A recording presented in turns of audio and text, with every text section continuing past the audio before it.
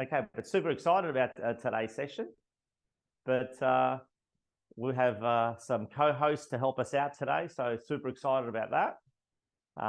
And what I'll do is I'll just get that all happening. So team, we'll get a start to it because I know we've got a jam-packed 2 hours working through one of our favorite sessions, which is winning the business. First of all, let's just talk about, give a big wrap to our supporters and all our network partners, our industry partners who have supported us with this journey of the black salt journey. Couldn't happen without them. So a big shout out to all of them who have supported us and continue to do so, with a special announcement to come shortly. So, which is the big special announcement is, from popular demand, we've pushed forward our Black Salt 25 session, and it's all locked in for the end of the year. So we're super, super excited to be hosting it on the 10th and 11th of December. So that's the first instruction for you today, is get your diaries out, lock out those days. Early bird tickets will be coming out soon. So make sure, and as everyone knows, it is limited seating. So it is a first in, best dressed. We do expect it to be sold out very, very soon once we open up the tickets. So block it out, make sure it's the beginning of your 2025 year, and making sure that you obviously have it set up. We've already locked in some amazing speakers, and yeah, can't wait to share who they are with some special surprises along the way as well. So once again, lock it in, and it should be a great one, as 24 was. All right, moving forward.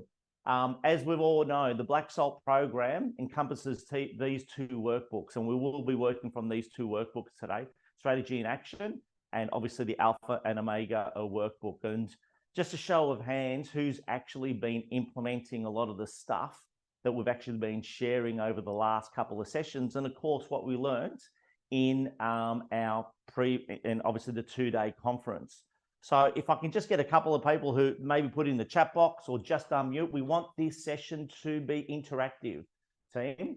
I really love to see some interaction, and because that's how we learn. It is a workshop, so it's not just a presentation. So name one thing that you've implemented so far from these Black Salt sessions, and just share it with the team that's been a bit of a game changer for you, and that you've seen some instant results. So anyone? Don't go silent on me. Who's been working on? So we've been far more diligent with our Alpha and Omega workbooks. That is probably the #1 thing that I have seen. People's businesses have totally changed because of the Alpha and Omega workbook. I cannot stress the importance of being diligent with this. I know for a fact that a number of team members attribute a number of commissions by using this Alpha and Omega workbook on a daily basis, and how it's impacted their business. Can someone just give me an example of how they're using this workbook? Michael, you've obviously you're co-hosting today as well, but I'd love to hear what you've uncovered. It's just, I've used it for years and years, but I'll often find that I'll get to the end of the financial year and quickly backtrack and go, the 4 or 5 months where I wasn't using it, and quickly fill them in. And it's just something that if you become complacent and you don't track it, then you can have big patches where you feel like things are going well from a listing and selling, an appraisal success ratio, where you feel like you're winning business and you lose the odd couple here and there. But if you're not tracking it, you can find that you get on a bit of a run where you might go 1 for 1 and the rate drops down. And then also you can have the upswings where you can have, over 80% appraisal list ratio, where you're just winning all the business. And even that is just going, okay, well, what did I change at that certain point? Is there anything that I've done from that date that's increased the success? Am I more attentive? Am I taking better notes? Have I, my follow-up better? Whatever it is. And so I had, I've got mine here with me. It's what I was sort of folding through now. And one key thing that I wanted to do from the earlier Black Salt was to reduce how many appraisals I was doing, but attracting more now sellers, being that I'm certainly in a point in my career I don't need to really focus on the cold as much as I used to, but we've changed our marketing around that to really focus on now sellers. So I'm not spending as much time with people that aren't ready to go, and I'm spending more time with people that are ready to sell. Yeah. And can I just say, is such an important aspect, because we talk about the appraisal to list ratio and how everyone's is different. And I was in a coaching session with one of our team members yesterday, and we were just talking about how many appraisals this individual is doing. He's actually doing about 50 appraisals, and we looked at $1.5 million rider, and we're looking about how do we get this person to 2.5 million, and we need to double the appraisal to list ratio. Like, we need to double it, the number of appraisals, I should say. So it's physically not possible to do that. So what you've just mentioned, Michael, is reducing the number of appraisals so that you're moving into more now vendors, the warmer ones. So you don't need to do as much, and you just got to work on the strategy. And that's what working with these books and actually documenting everything, it opens up the opportunities where you can tweak things. And that's the most exciting aspect of actually following through on it. The other thing, of course, is how many people have actually used the workbook and have actually secured a listing because it just prompted them to make that one phone call. And I might rope in Andy Thorpe from WA in just a moment on another discussion, the end of financial year SMS strategy that we had. But who's been using it? It just prompts you to give someone a phone call. So, mate, I've got to give this person a phone call, and they've actually secured the listing. Who's been able to do that? Because that's a really big one, huge one. So, no takers on that? But I'm sure there is. Yeah, I'm sure there is. Like, and that's what the whole purpose is when you're, it's top of mind. It's not hitting in the database. It's not hidden in your phone. I'm not saying not to add it to your database, absolutely. But when you carry this workbook with you, this is your Bible. It should stay with you 24/7 because this is what your future business is. But I might just rope in Andy Thorpe if I can. We just talk about our end of financial year SMS strategy. So for those that were in the art and science of lead generation that we presented a month ago, and we just talked about an end of financial year strategy, just a simple SMS to send to some individuals. And you applied that, Andy. Do you want to just, well, actually, a number of your team applied that within your agency. Can you just share about the results and how you actually went about it? Yeah, huge results. One of my colleagues did a bulk SMS to I think it was about 400 of his clients, and I think he got over 40 requests for an update on their properties. I ended up doing it more in a batch load, so I was actually personalizing them a lot more. It took longer, but I think it had a better cut through and didn't come across as, blast. But I had a message back from a guy. He's been overseas. He just reached out to me and said, "Funny, you should SMS me. I've just had a proposal come in. We're looking at selling it. The tenants are out in 3 weeks." He said, "Did you want to would you be interested as well?" And I said, "Well, yeah, absolutely." And then, yeah, managed to list it within the next 3 days. And that's it's about a 30K comp. So it was worth spending a couple of hours just personalizing them a bit. Yeah, and that's the whole. Thank you so much for sharing, Andy. And, you can see the smile that puts on my face because we share some strategies, and the big thing is you've got to implement. If you don't implement, the power in an idea is in the implementation. It's not in the it's not just in the idea of just putting it together.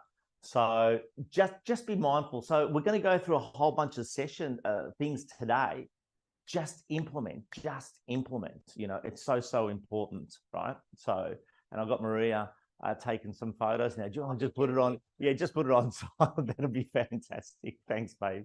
Okay, so I've got my personal photographer today. So, okay. So again, Now, if you haven't implemented those strategies, go back to the recorded session, go to the Black Salt membership page. All the recorded sessions are there. The transcribed notes should be there as well. So you don't have to sit there and listen to the whole 2 hours. Just go to the bits that obviously are important to you, review it, and then just implement, okay? So just get it out there. But thanks again for sharing. Let's move on with today's session. And again, as I've said, we're up to our third workshop, being Winning the Business, your listing presentation. We've already conducted the Sales Agent Business Plan, the Art and Science of Lead Generation, and super excited about next month's session as well, where we talk about the pre-market strategy. So we deliberately left that separate because we do believe it's a one strategy that's helped a lot of people secure listings when they weren't ready to come onto the market. And that's a big challenge that a lot of agents have. So we've kept that separate, and we have our beautiful Kristen Carlisle McKenzie who will be presenting that as our co-host. So lock that into your diary as well. So that's September the 6th. All right.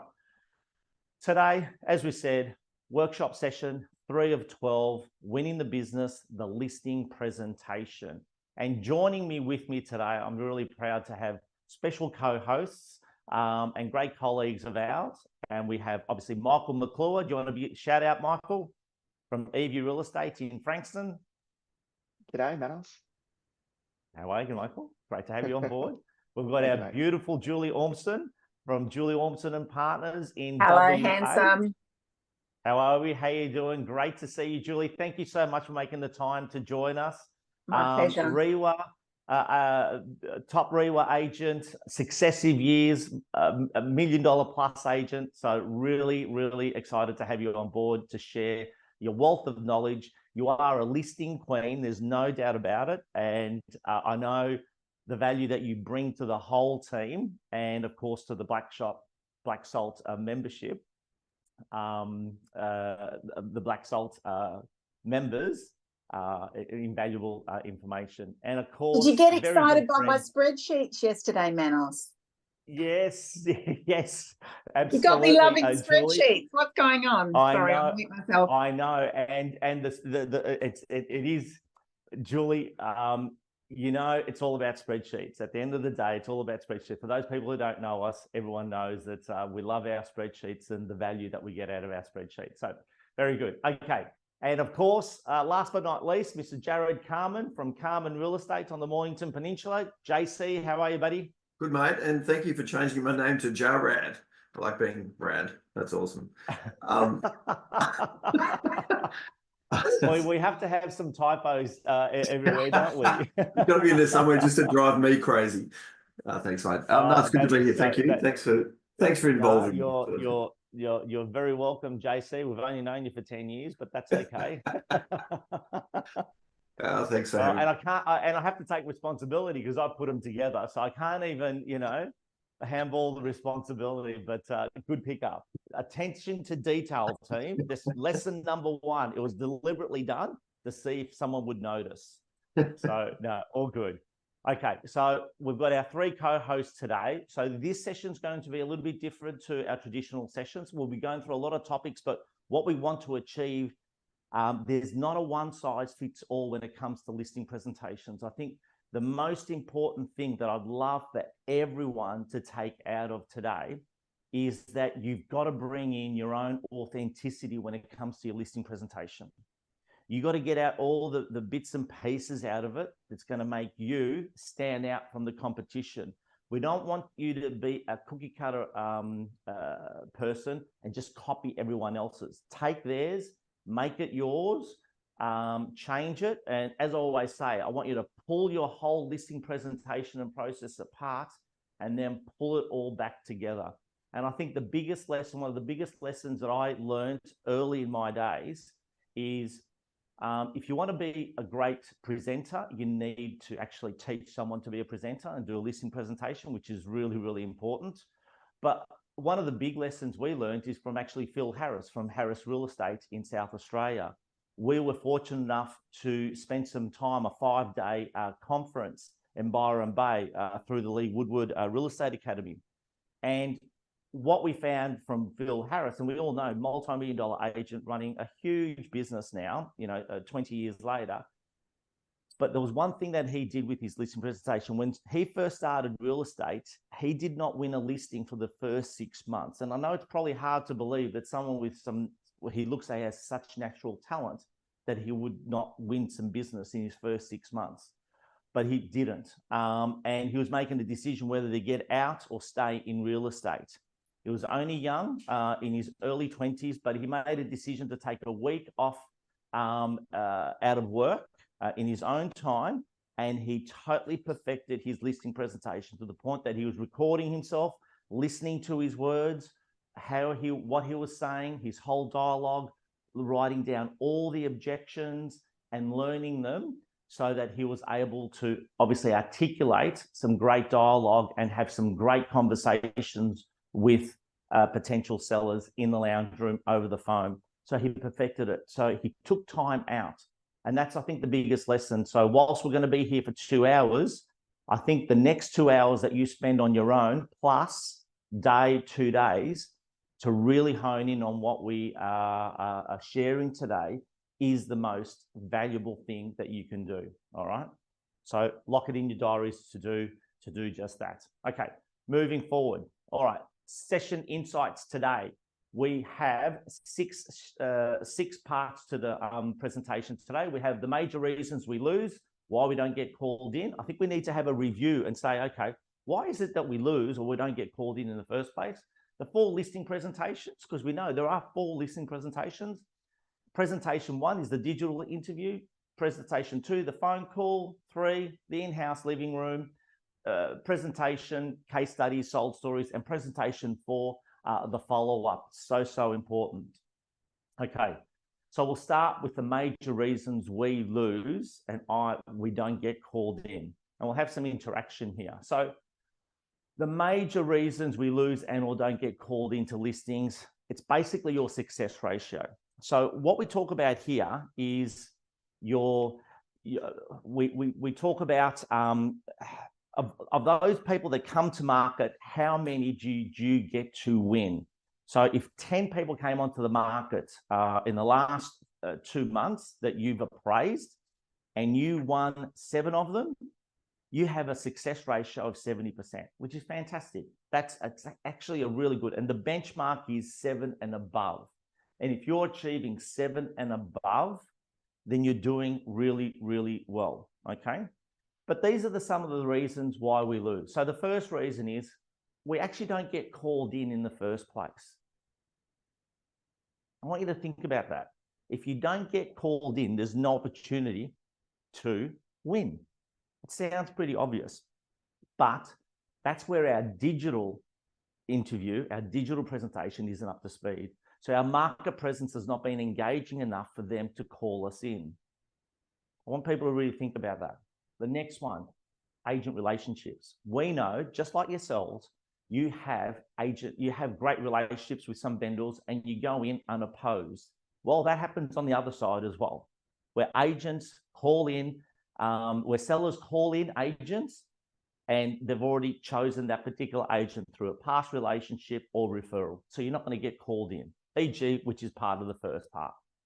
The second one, we get called in, but our listing presentations, and I've got it in inverted commas because there is 4 opportunities to list properties, and our processes are not up to standard. And this is what we really need to focus in on. It's not just one listing presentation. It's just not in the lounge room. Okay, that's only a small part of it. The 4 listing presentations, market presence, phone call, in-house, follow-up. We haven't sweated in training, so we don't bleed in battle. So if we haven't trained and we haven't perfected and reviewed our listing presentation, so that's on us, right? That really is on us. And that's why it's so good to keep a track of your numbers.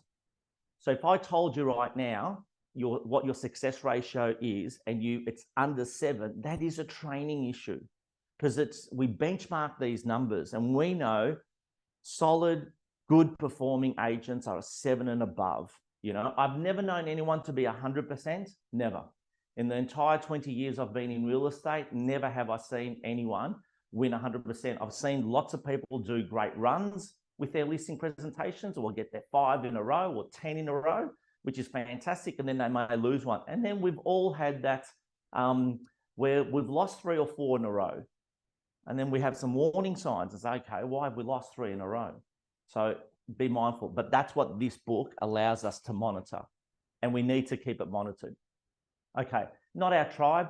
There's an agent for every seller and a seller for every agent. So don't get down on ourselves. Sometimes not all business is good business, right? So we need to understand that sometimes we've got to let some people go. And I'll ring you in to this, Michael. I remember doing your statistics for last year, your appraisal to list ratio and your success ratio, and you actually mentioned in your stats, it was actually 3 or 4, can't recall the exact number, you actually walked away from, you actually didn't want, because we've got to have some criteria in winning the business. And that criteria is this: are they nice people to work with? That's number one. Are they nice people to work with? Are they committed to the vendor paid marketing campaign? Are they committed to the sale, or are they asking you to pay for the sale? Is there motivation there, right? Have they got strong motivation to sell, right? If they're paying 3,000, 4,000, 5,000 and more in marketing, no one spends that money without wanting to sell. So that's a really big tick. If they're not willing to pay for the marketing, that's a warning sign. And we know people's withdrawal rates skyrocket when it's a no sale, no charge, which we don't recommend for anyone to do. Okay. So, just be mindful of that. So there's got to be those criteria. And of course, are they realistic on price? Because if they're not realistic on price and they're hoping that the next purchaser pays for their total upgrade, well, they're not the right people for us. Moving on. And then I put this in an asterisk, because why do we lose listings? I think one of the most common denominators we find that we're told we're losing listings, regardless of whether we feel our listing presentation was totally up to scratch or not, is what I call frequency and recency, and also the buyer strategy, right? I think a lot of the times we've lost listings to sellers that we were really confident in winning, because the other agent just happened to be there at the right time, right place, and possibly had a buyer to take through the property. Has that happened to anyone? I would think for the majority of us, that's happened. And they've been able to sway the seller to use them because they've got a ready bank of buyers. So we've got to be really mindful. The buyer strategy is critical, because at the end of the day, what is it a vendor wants from a sales agent? Number one, we know they want to trust them. There's no question about that. They're not going to use you unless they feel totally confident that you're looking after their best interest. We understand that. This is a selling of feelings and emotions. But number two is, of course, can you secure the right buyer and negotiate the best possible price for my home? Because that's the ultimate outcome for a seller. Yes, there's other things as well, timing and the whole lot, but price is at the top of the list. There's no question about that. Okay, moving forward. All right. So again, I'm just going to go quickly through some of the numbers as a recap. We understand the appraisal to list ratio is about 3.7 to 1, say 4 appraisals to 1. That's what, when you look at an industry average and a benchmark, someone who's performing reasonably well, that's about where it sits. 3.7 to 1 appraisal to get a listing. The average $1 million agent with about a $15,000 to $20,000 average GCI, average selling commission per sale, does about 23 appraisals per month. It's a really key figure, 23 appraisals per month.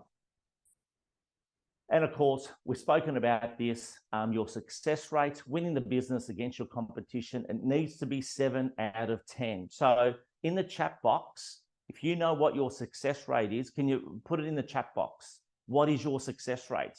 If you don't know that, that's your first thing to do. So if you don't know your success rate, that is the first thing that you need to do. And Michael, just remembering your figures from last year was about 64%. So you were just under the 70% mark, 7 out of 10. Julie, if I recall correctly, you were about 78%, 80%. So 8 out of 10 sellers were using you. Correct me Manos, if I'm can wrong. I just clarify for everybody that's on, when you're talking about your success ratio, you mean of the properties that came to market that you had an opportunity to appraise, how much of that business did you win, correct? Exactly right. Which 100%. is what I sent you yesterday, which was 81%. 81%, which is really good. Really good. You're above the benchmark. You're above the benchmark. So, 2024 Michael Stacks, 33 listed, 8 lost, 80.5% success rate, which is fantastic. That's where you want it to be. JC, do you know your numbers? If I averaged it over 5 years, maybe it'd be between 70 to 80. 70 to 80%, yeah. And the reason it's important to keep track of it and using the Alpha and Omega book is really, really simple, because you just collate it over every 3 months and you can just do a quick review over 3 months and see where your numbers are heading. It highlights so many things, so many things. Okay. Anyone else in the chat knows their numbers, wants to shout out? And you'd love to know what your success rate is. I'm just working it out now. Fantastic. We'll put it in the chat. Love to know.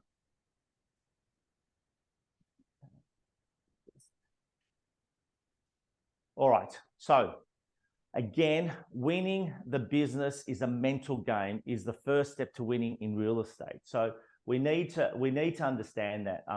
Sorry, that shouldn't have happened. So winning the mental game is the first step to winning in real estate.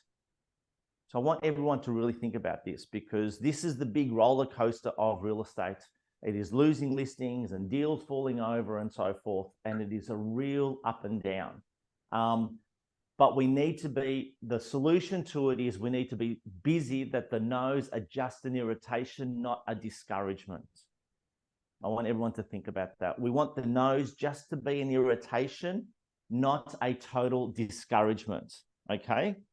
That makes sense, right? And if we can win the mental game, we'll win in real estate, because we know. And one of the best training sessions that I've ever been to, right, with Michael Spillane. So our Queenslanders who have joined in, Michael Spillane, a really well-known practitioner in Queensland, and it was years ago, it was probably 15 years ago, I went to one of his training sessions, and he was $1 million performer, and 15 years ago, $1 million performers were a bit of a rarity.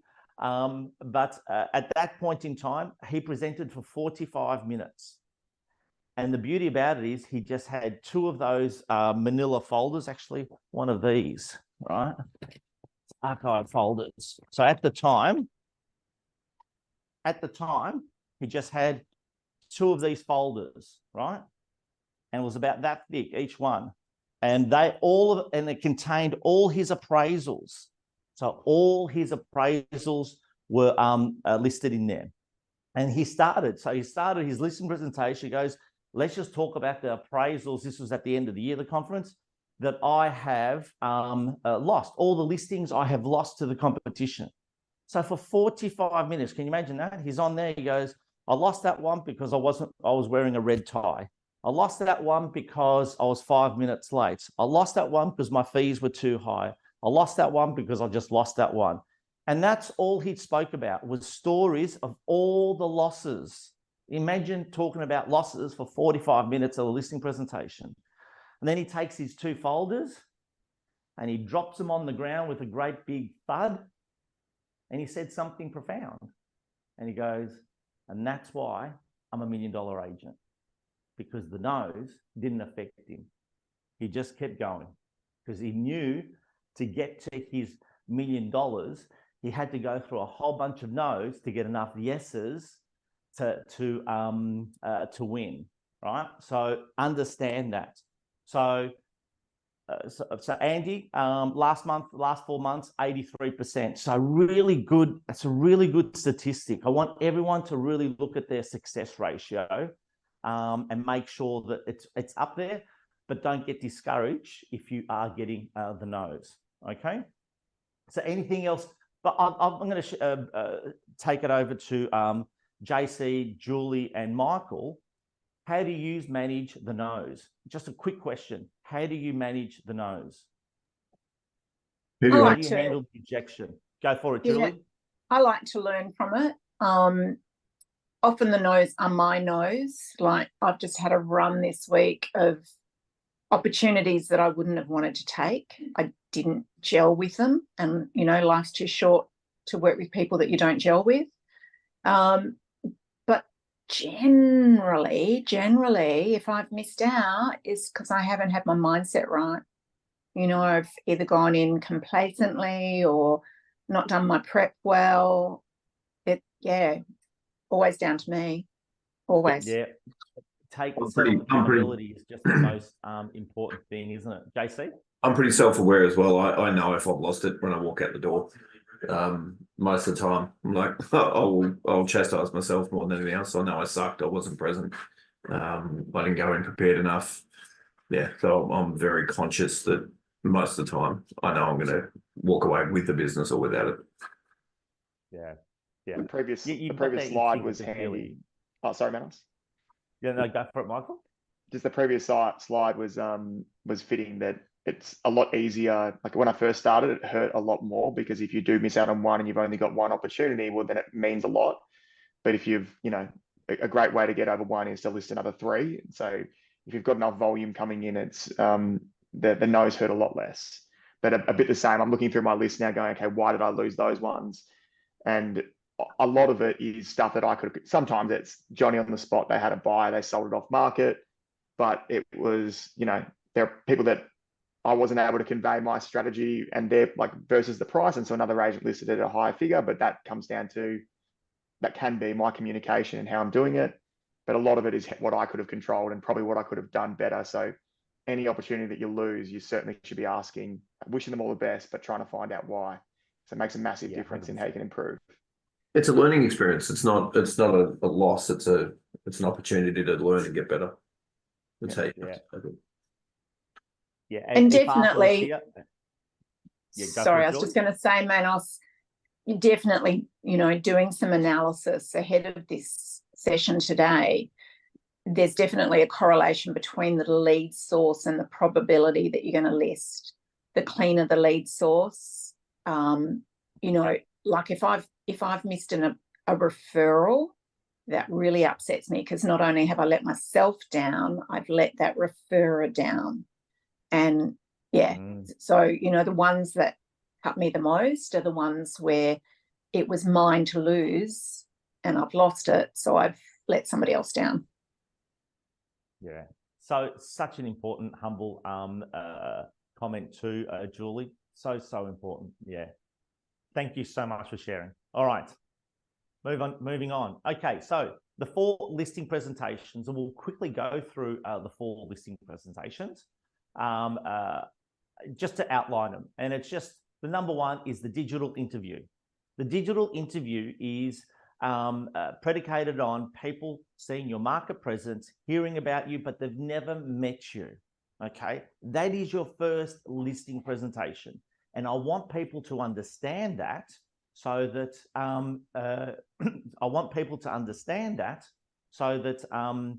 you actually do as much as possible to make sure that you win the digital interview. Number 2 is the phone call, right? So I call it the first contact listing document using the phone call, and it actually starts probably with your voicemail. Number 3, the in-house presentation, of course, in the living room. And the 4th one is the follow-up. It's so important that we have this covered. They're your 4 listing presentations, and each part of it, each one is fundamental in winning the business. Okay, it's fundamental. Okay, so let's start with the digital interview. Right.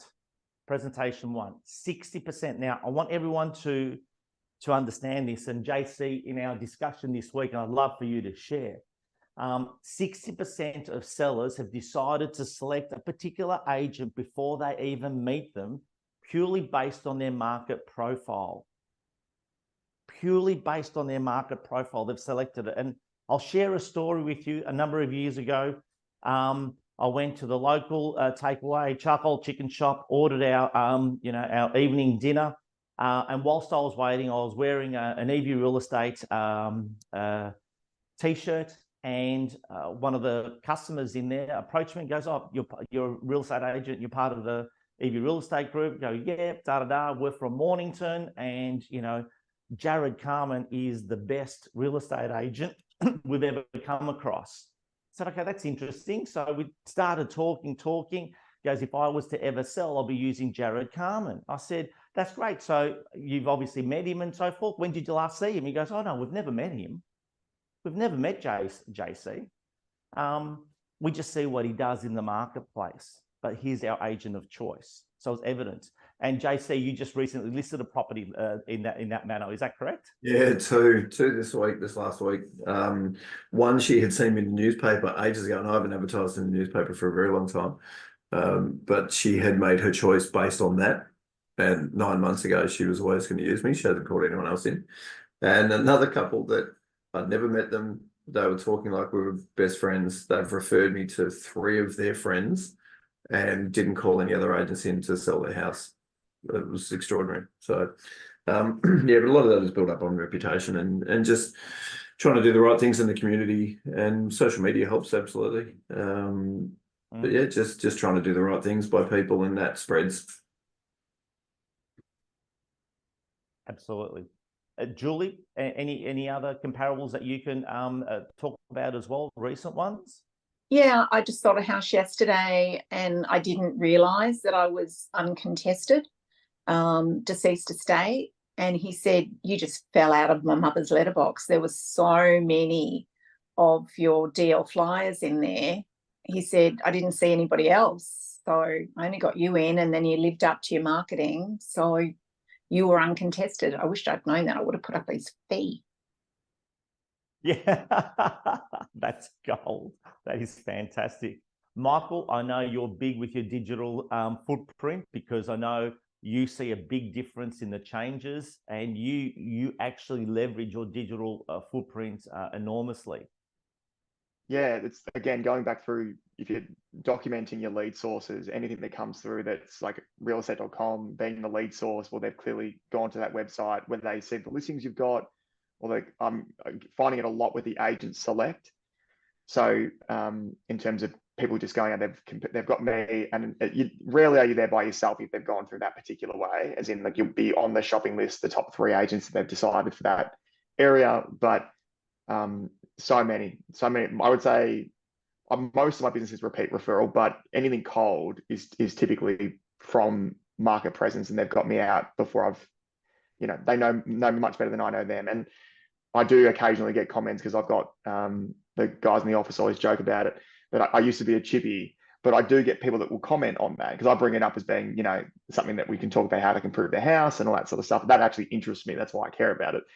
But I do get people that will start talking about, my kids, that, they used to be a carpenter, that I broke my back. And it's like, I've never met them before, but they've really read through my profile. They've watched my video. And when you go out there, they feel like they know you, and you have no idea who they are. So it makes a big difference. Hey, Manos, it's Gary. How are you? Yeah, fantastic, Gary. How are you? Welcome. Good. So I thought I'd just pop a little experiment I did recently, and I think everybody would find it very interesting.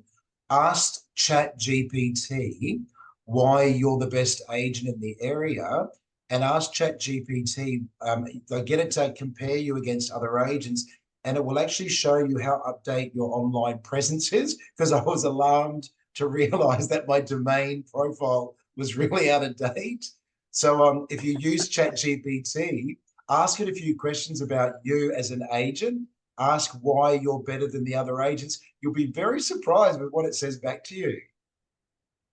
Yeah, what a great takeaway, Gary. Thank you so much. Love it. Absolutely love it. And Aisha Ko has been using ChatGPT, exactly as you've said, Gary, putting in statistics. And if for those people that attended Black Salt, Aisha Coe's #1 McGrath agent in Victoria, she uses ChatGPT religiously and categorically says helps her win business.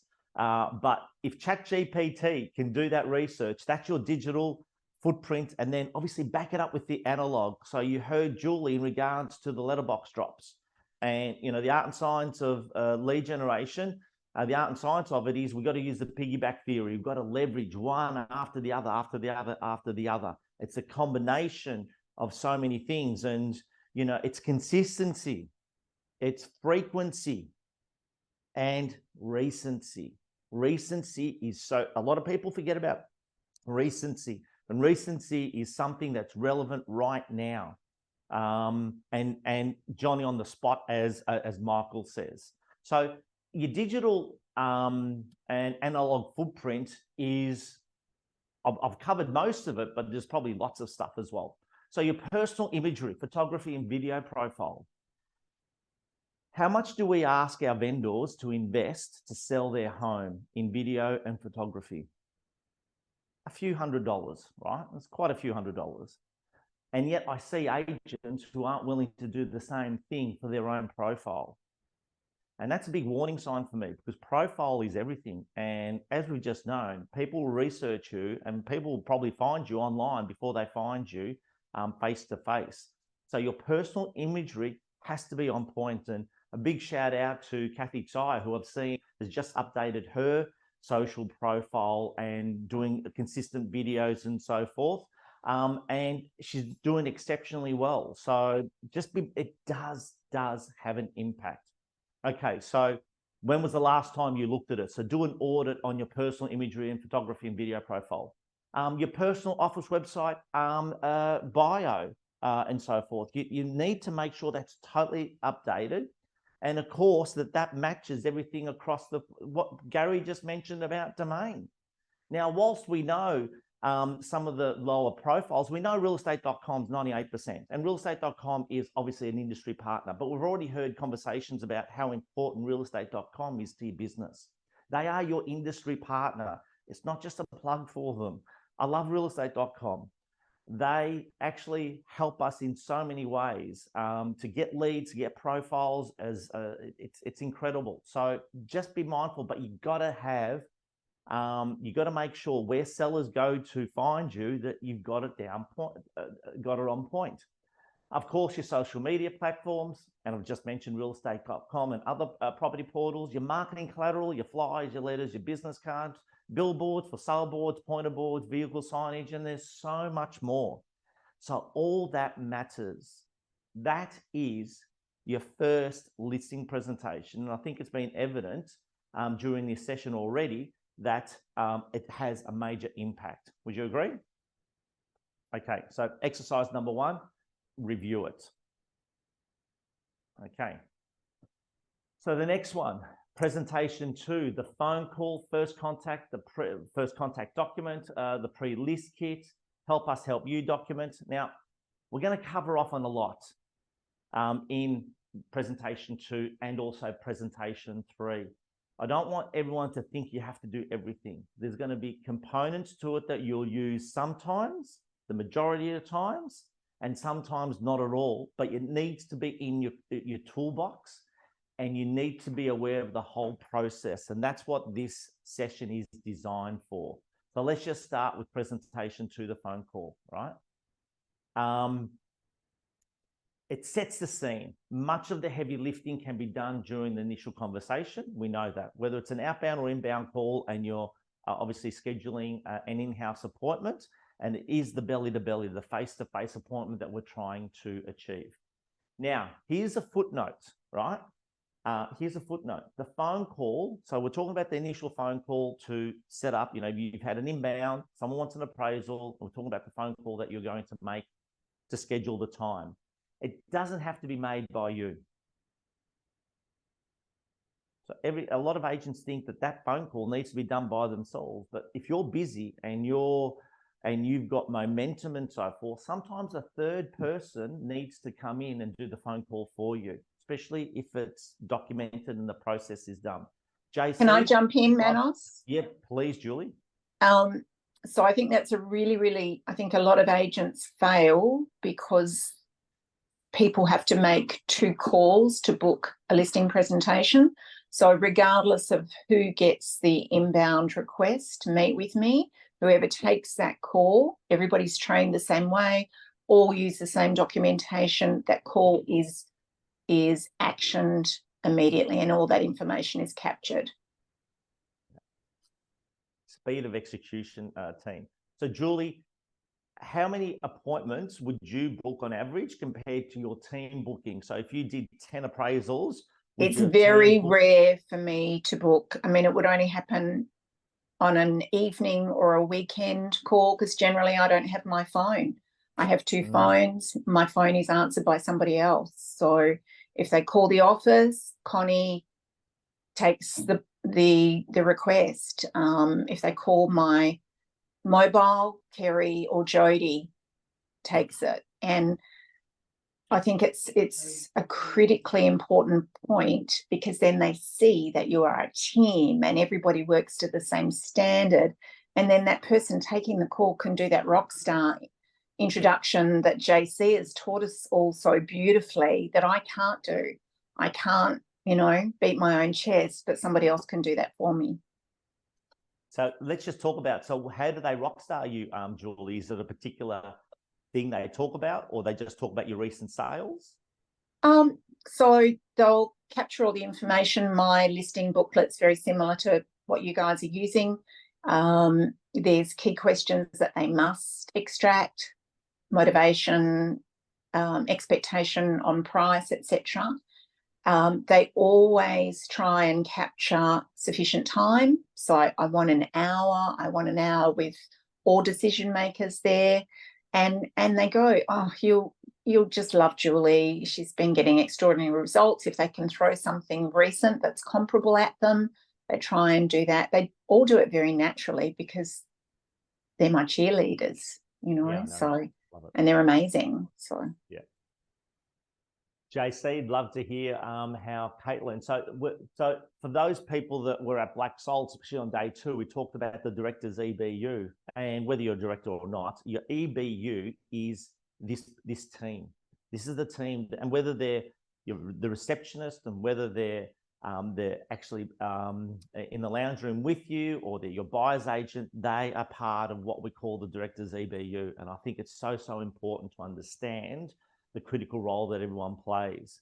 JC, you've had Caitlin in your director's EBU for a number of years, and she does a lot of the heavy lifting for you. Yes, yeah, she does, and Mariah too. So Caitlin's been with me 11 years now, or nearly 11 years. Mariah's been with me for 8 to 9 years. So yes, they do a lot of the heavy lifting. I'm basically the mouthpiece. I'm the front man in the band, and they're the guys in the background. When you asked how many listings would you book, I probably still do 3 out of 5. Those guys, if it comes through an inquiry online or straight to the office line, they will book it. So yes, as Julie said, it's important that everyone is on the same page. Everyone understands what the Rockstar introduction is. They know that if they build me up more than I can build myself up, then we've got a much higher chance of getting the listing when I get out there. So yeah, we have a very good process, of my opinion. The first 2 listing presentations, the previous one you talked about, and this is where you'll get the business. As long as you don't trip over on the finish line. Yep, 100% agree, 100%. They've already made a decision. Just them calling you in should give you confidence that they've made a decision. They've actually made a decision. Like there's hundreds of agents in everyone's local marketplace. If most people call in 3 or 4, they haven't called in the 20 or 30 other agents. Think about it. They haven't called the other 20 or 30 other agents that are in your marketplace. They've called 2 or 3. Would that be a fair call? So you're already on the short list. That should give you a big confidence, Michael, I believe you do a lot of the calls yourself, the outbound calls, because you want to really get intimate with your clients before you get there. Getting intimate with my clients, Manos. I probably, I certainly do. So 99% of it would just be me booking them in. But in terms of the reason for that is that I have a lean team. It's Ash and I. So if the intention is to expand and put on another person, so it'll be a team of 3, and that really does give you the opportunity to get a rock star. So I think there's huge value in what the guys are saying with that.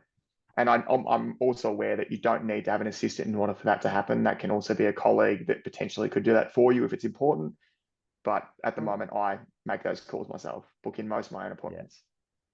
Yeah. Love it. Love it. And but what a great comment, Michael. If you're working in an office with a number of team members, you can sometimes alternate it for each other, which is great, which is really, really good. And I think the most important thing, as well as we said about speed of execution, is critical. If you're in back-to-back listing presentations, you're in back-to-back buyer appointments, negotiation deals, and you get 1 or 2 inbound calls during the day, the quicker you get to those inbound calls for appraisal requests, the better the opportunity is for you to win. And we know the statistic, especially from the referral sites, that 80+% of all listings are won normally by the agent that gets to the seller first. Okay, that's just a statistic. So follow the statistic. So awesome. Okay. It all starts also too with your voicemail. This is a really good one. How memorable is your voicemail? Team, I'm flabbergasted of how many people actually do not pay attention or make the effort to really have a memorable voicemail. It's normally, hi, you've called Manos, I'm sorry I missed your call. Your call's important to me. I'm either with a client or with a buyer or whatever it is. I'm in an appointment. Please leave a message and I'll get back to you as soon as possible. That is the stock standard that most people use. And I'm hoping that if yours is like that, straight after this session, that's the first thing you'll change. It needs to be upbeat. It needs to be memorable, not the boring stuff that everyone else. It's not memorable, right?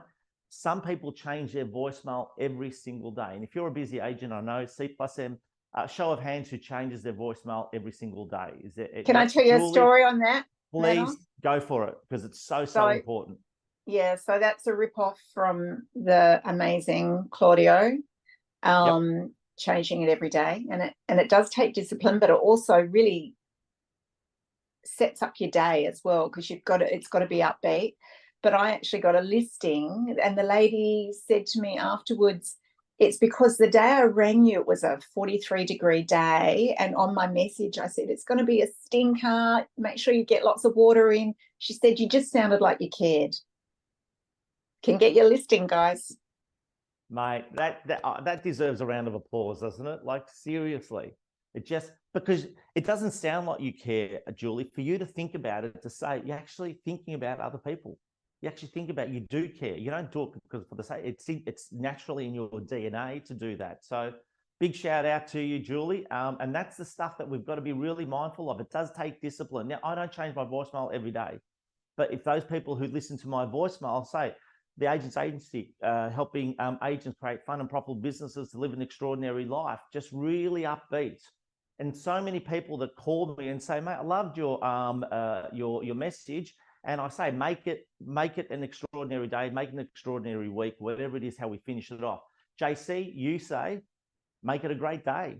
Correct me if I'm wrong. Yes, I do. And that's probably my little catch call. And the amount of people that say, I will make it a great day, thank you, when they leave a message. I love it. It's nice. Yeah.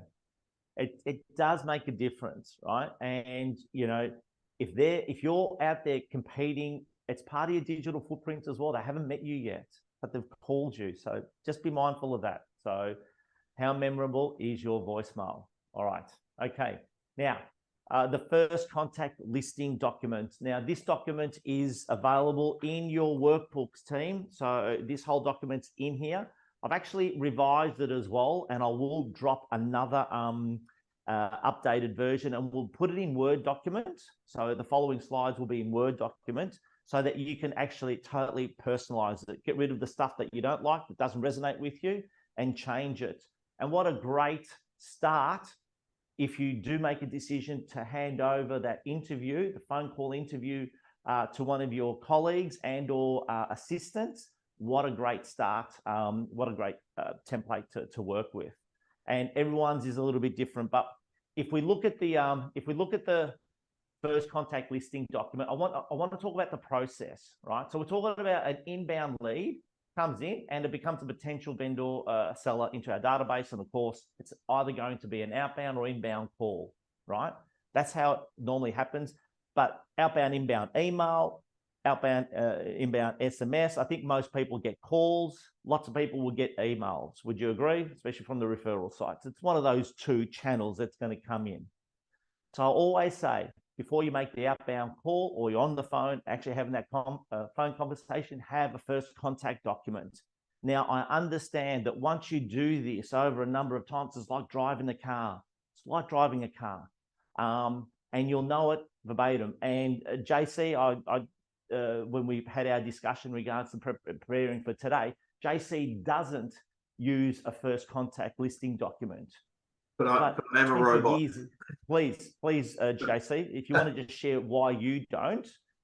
Because I've internalized it, and I'm not a robot, but I am a robot in that I won't ask the same questions. It depends on the flow of the communication. I won't just ask a specific set of questions because otherwise, if it's too robotic, people know that you're just asking off a list. Yeah. So I have internalized it and I let the conversation kind of go different ways depending, but I've always got the same target of what I'm trying to achieve. I want their motivation, their destination, how long they've been thinking about it, all those things kind of flow. That's how I look at it. But I've internalized it over 18 years. And rightly so too. And I think 80% of all established agents would agree that, and no matter what we do, this is a very structured presentation.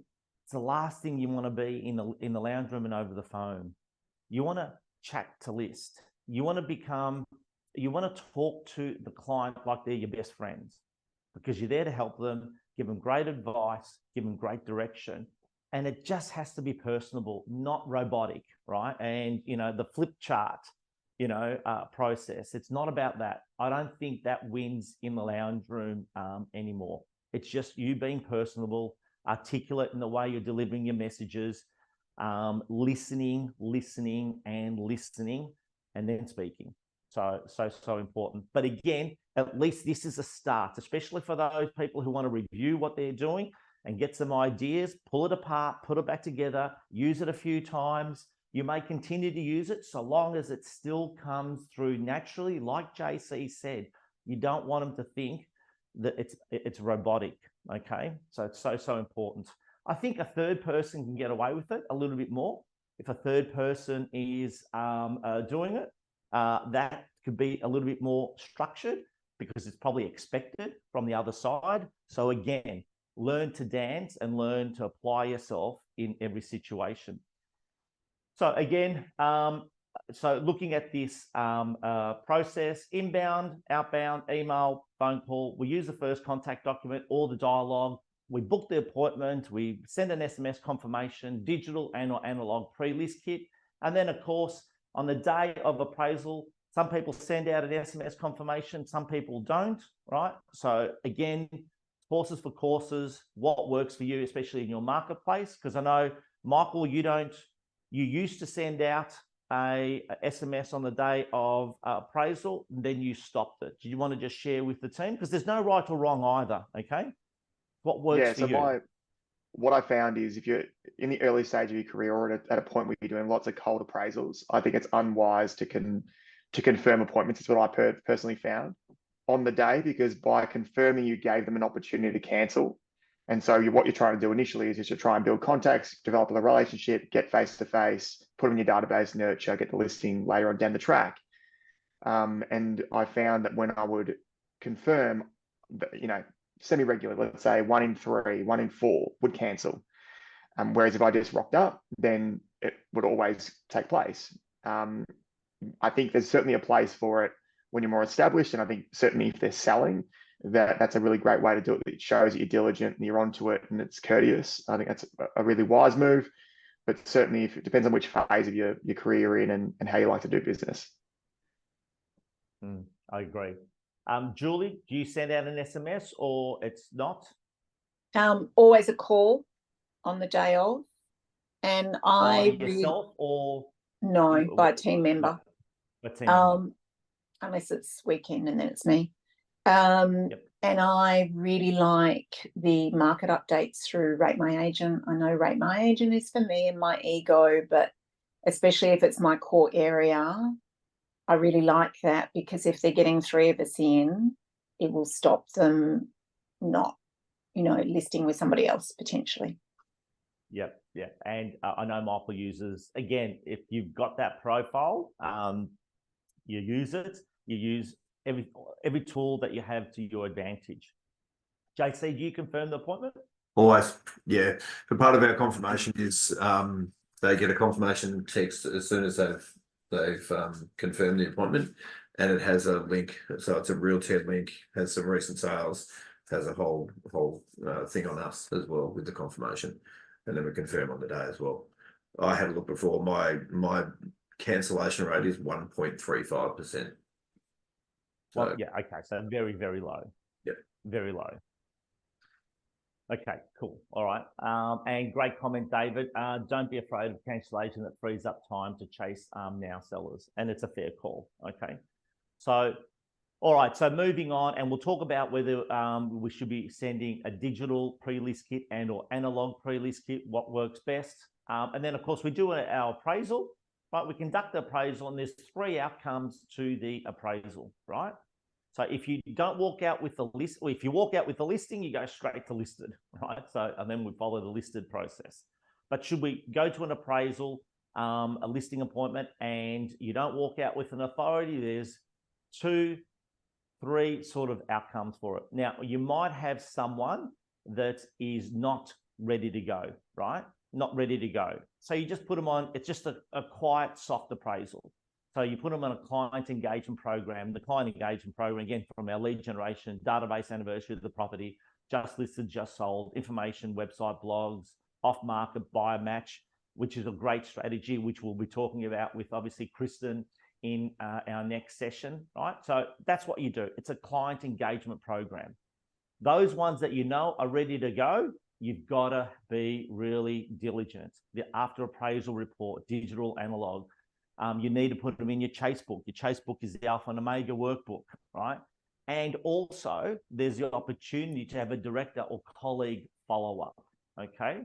So to escalate a call, right? So we know some people do, not often, but always sometimes a great idea, especially if you're in an office and you're new to the industry. Great to have your director call after, a few days after your appraisal and say, hey, you had Johnny out there.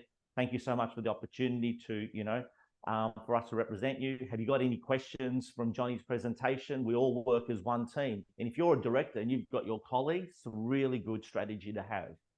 And or if you've got colleagues in your office, vice versa. It doesn't have to be a director. It can be just a colleague. And of course, if we don't win the listing and we've lost it to the opposition, be humble in defeat, learn from it. As Arthur says, and he would have corrected so many of my slides, will say, lose a listing. He goes, Manos, we never lose, we always learn, right? So we either win or we learn. So lost listing, you send out a thank you but disappointed card. Definitely have a director or colleague follow-up, right, to find out the real reason. And please leave the door open to make sure that should they not sell, that they have the opportunity, make it easy for them to come back to you. I find it bizarre that we've done all this effort to get in. Yes, we've lost in defeat. There's likely they're going 80% chance that they'll sell, but there's a 10 to 20% chance they're going to withdraw, right? So make sure you make it easy for that seller to come back to re-engage with you. So be humble in defeat. Who is humble in their defeat? Who can actually put their hand up and say, hey, go for it, JC, you've actually won. I had a phone call today from a client who I appraised their house a year ago. and I know them really well. They listed with someone else. I sent them a message. The house looks amazing. All the best. Hope it goes really well. If you need any help, reach out. She rang me today. She said, Jared, do I really need a contract and a Section 32?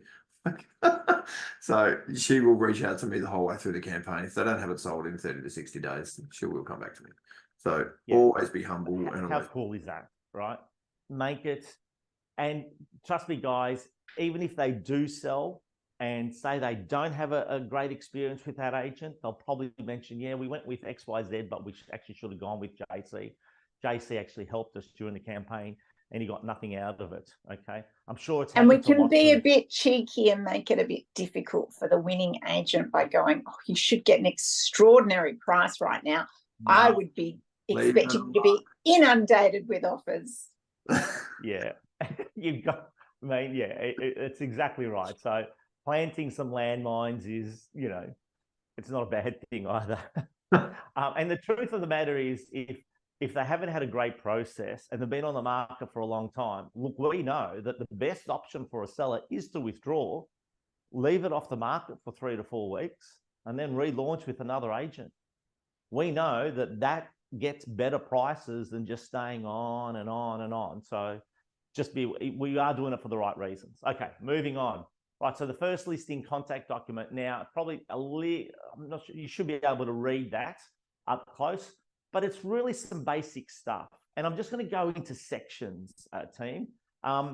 There is a particular order, but it's not in an exact order. Right? Of course, we're going to thank them. So when you open up the conversation, you thank them for calling you. But one of the really good things is to find out the lead source of why they called you, what prompted them to call. Because as JC says, that's where the conversation leads. Do you want to just give an example, JC? You're in mute. Yeah. Sorry. Yeah, look, one of the first things I ask is who referred you to me? How did you come to call myself? For me, that's really important because I do want to know the lead source. I want to be able to thank people if they have referred me. And that can guide the conversation as well as to where it's going to go. So that's definitely the first thing I ask. Yeah, love it. And it just sets the scene. Julie, with your team contacting most of them, do they ask the lead source early on or during the conversation? I'm assuming that first question. Right. And as JC has taught us, everything I do, because you guys have taught us how to do it, is to assume that it's a referral. You know, we love to thank our referees. May I ask who referred you to Julie? And if they go, oh no, it wasn't a referral. Oh, most of her business is repeat and referral. Can I ask how you found out about her, please? Yeah, really critically important. We're spending so much money on all this lead gen. We need to know what's working. 100%, absolutely. Okay, so we ask for the lead source, and again, just put it in your own words. And obviously, we've written a few examples. I ask how you got our details or heard of our agency. And again, their response is always going to help you direct the conversation. And then, of course, you get the basics, the vendors' names. Is, one of the most important things to also take, is there a secondary contact person we should be aware of in the process, right? So just be aware, is there 2 people? Is it 3 people? Is it a single? And everyone will have their way. And of course, the property details, booking the appointment, and then pre-frame the meeting, gathering information, right? So really looking forward to meeting you in person to ensure I provide you with the best service. Always ask permission to ask questions. Always. That's the first thing you should do, is ask permission, because then you can ask as many questions as you like. The thing we should throw in there, Manos, is it's really important to find out who the decision makers are, but you want all the decision makers at that meeting. You don't just want to do it to one person. And I make light of it and just say, look, I completely appreciate that you just want to see me on your own, but I know what I'm like relaying information to my wife. I'm a bloke, I'm terrible. So she gets the dumbed down version, which is the version. What did you guys talk about? I don't remember. So it is important that everybody's on the same page. So let's book a time that we can all be there. How does that sound? Okay, JC, give me some dialogue for us, because we're We're not dumbed down. No. You can multitask. Look, it's just important that everybody gets the same information because, I'm sure you've had situations before that the information hasn't come as clearly from a secondhand person. So I'd rather have the information directly given to both of you. So why don't we arrange a time that we can all be there? Does that sound fair? People don't want to be unfair, Julie. Yeah. And of course, there's always going to be the odd exception that someone's working all the time. Someone could be away, actually husband or wife's away overseas.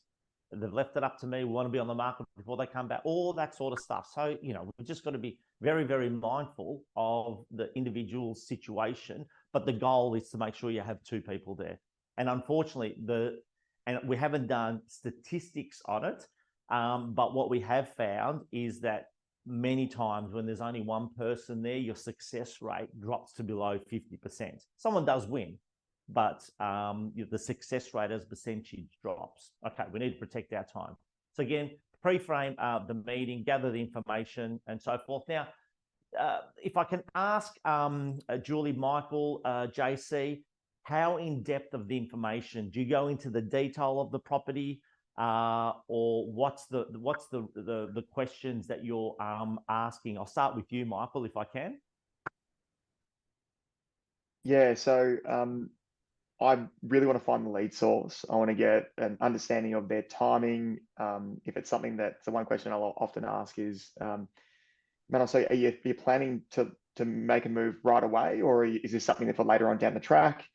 And just the whole point is that if it's a now seller and they say, look, we're planning on selling soon, but their idea of soon is in 12 months time, or their idea of soon is in 1 week's time, that should dictate how you interact with them and how much detail you need to go into. So I do use a first contact listing document, but I use it for one, so I can document the lead source, and then I give this to my assistant after. So it has the owner's name and the address and the lead source and bedrooms and bathrooms and block size. But then I take that same piece of paperwork out, which you can see on the screen now for everyone. So that then that same piece, I'm walking around the house and I'm taking notes. And then after along the appraisal, I write notes on it. And then I give that to my assistant after the appraisal. Thank you card goes out, goes into Vault, goes into a little filing system, so that if I'm ever on the phone with them, they call, I can grab it out and I've got all the details I need. So it's just sort of like a one-stop shop that I think is worthwhile. You don't want to read it verbatim, absolutely not, but at least there's a few things that'll be prompted to just remind you to make sure you get that lead source, get the correct details down and so forth. Yeah, but it's so important about motivation. And one of the great questions we can ask people about motivation, have you recently been researching? Have you been researching the market lately? Now, if they say yes, they say, oh yes, we've seen a number of properties that have sold and so forth. Their motivation, they're ready to go as well. So there's been, your questions can uncover so many signposts for you. Right? Have you recently been researching? Have you seen some recent sales in your local area? How does that compare to your home? And I know that's a big conversation you have in the lounge room, but a subtle conversation over the phone can reveal a lot as well. Okay. And we've got lots and lots, but the motivation is absolutely critical. Julie, with your third person making those phone calls, how do they ask the question? Oh my God, Michael, that was gold. I have written that down. That was so beautifully worded. Well, this is really critical because, I've got some hotspots in my diary that need to be filled only by people that are seriously considering making a move. Like if they put me in front of somebody that's just curious first thing on a Saturday morning, heads will roll. Won't they, Jodes? Jody's listening. So yeah, Michael, I just loved what you said, and we're going to be adding that to our little listing booklet. But yeah, just, where will you be moving to? Just assumptive questions that assume, because that will, just an opening-ended question will elicit a more truthful answer. Oh, we're not moving. We just want to know what our house is worth. Well, that's a different priority. So, yeah. And also a different conversation in the lounge room. So again, Definitely. if you're not achieving your targets and you need to be building up your relationships and you're doing a lot more cold appraisals, which we highly recommend, highly recommend to be doing your cold appraisals, because you start building that relationship. And again, you want to be winning when they are coming to market. That is fantastic. We'll only need probably about 15 to 20 minutes of your time through the, and you can schedule out your diary that way, right? The beauty about it is we're teaching, and for those that are joining us in the directors sessions later in the year, we'll be talking about how do you get someone else to do your listing presentations for you? How do you get someone in your team? You've got your directors EBU and you're going wide. How can some of these people actually do those listing presentations for you? Because when you build your directors EBU and you've got talent and it is a team that's listing a property, you can leverage so much more, right? So much more. It's the new way, it's the modern way of doing real estate, is where you're the rock star and you're doing the real high value work, and people need to appreciate the value of your time, but they still get an opportunity to be with the Julio team, the JC team, and you're creating a following. Does that make sense? I love it when people are apologetic, but people are apologetic for getting you out. Should you just send someone in your team? I like that. It positions you well. Absolutely. We've got to put ourselves in, and we've got to value our time, team. We've got to value our time, because it is important, because that's what we're there to help people move. It's a serious job we do. Manos? Okay. Yeah, please, Manos, David. I think one of the things yeah, good, mate. I think one of the main things we try and establish in the first phone call is, or that I try and establish is, am I just doing an appraisal or am I going in for a listing? And just a few questions to work that out, how much, and, so I know whether I'm sitting down doing a 2-hour listing presentation or whether I'm just walking through in 20 minutes. Sometimes you've got to make that call on site, but if you can try and get as much of that out before you go, it makes it a lot, you know what you're going into. Yeah, 100%. And also whether you deliver a pre-list kit, whether you don't deliver a pre-list, an analog kit. And what are some of the questions? How, if you don't mind me asking, how blunt are you in asking the question? When are you looking at selling? Are you definitely selling? Do you actually ask that question? Are you definitely selling? Yep. When are you looking to go to the market? When are you looking at moving? Where you're off to? How soon would you like to be on the market? If you get little questions like that. And I think most people just want to be upfront with you anyway. They prefer just to be spoken to candidly. And I think 100%. I think, David, you're right. A lot of agents are worried about using assumptive languaging or really not forceful language, but just cut through language. A lot of them are worried that it'll upset people, but people just want to, if you pick the right person, they don't want to waste their time. They want to get to the point as well. Yeah. And we've all been to a presentation when, we think we're going into a full listing presentation, and next thing, they've got to go pick the kids up from school in 20 minutes. So, establishing how long have we got with you?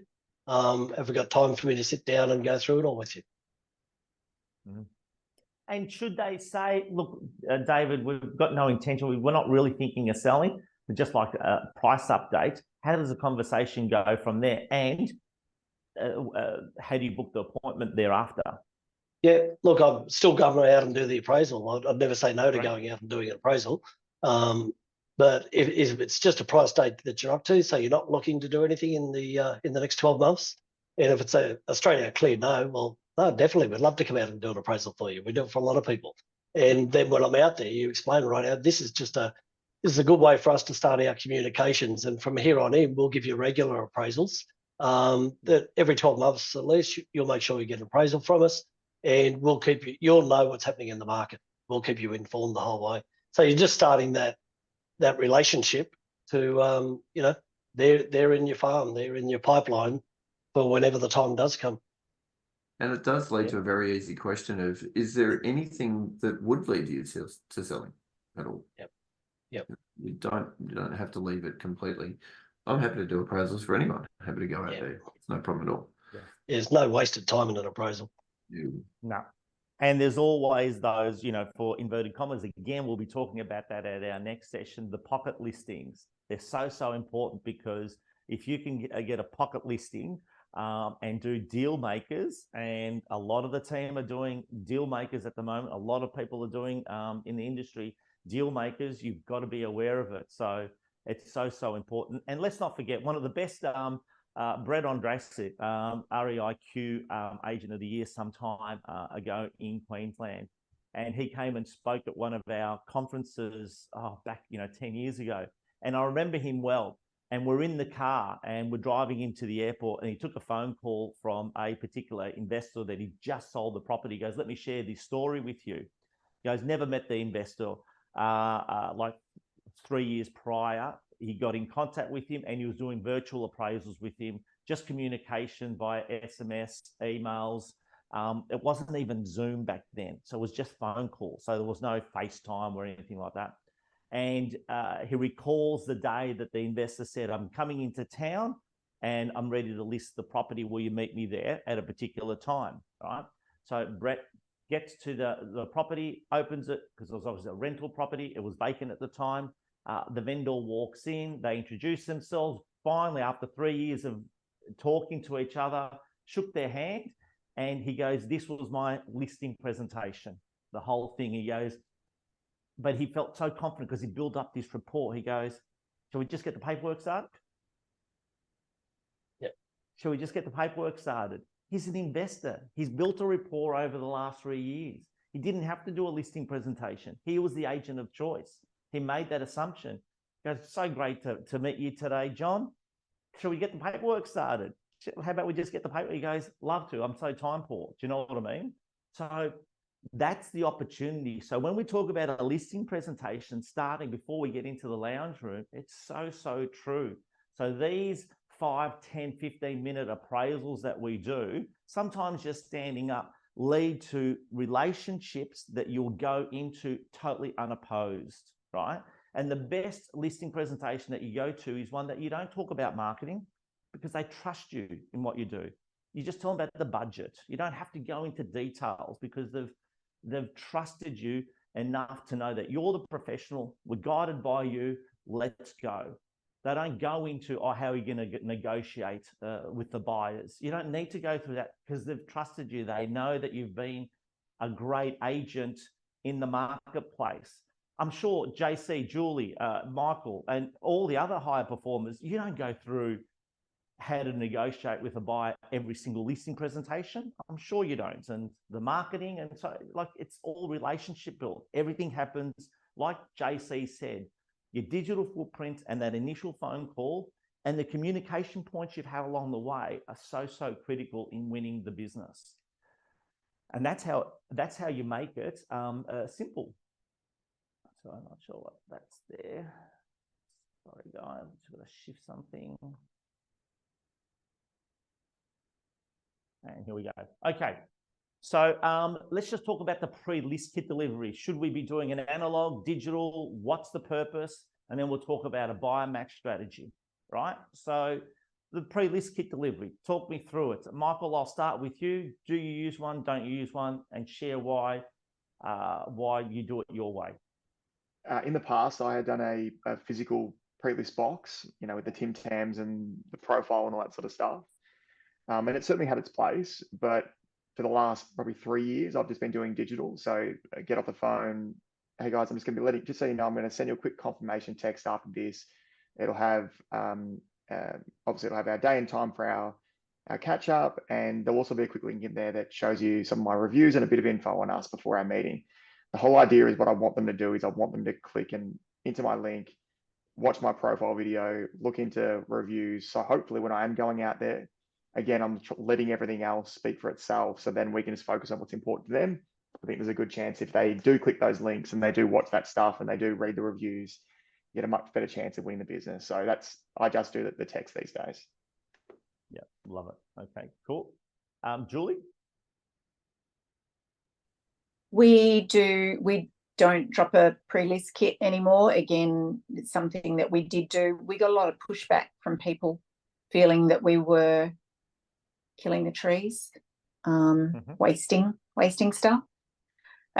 So we do the email confirmation and send the agenda that way, send them, you know, some questions to ask, and the questions we want to know about the property as well.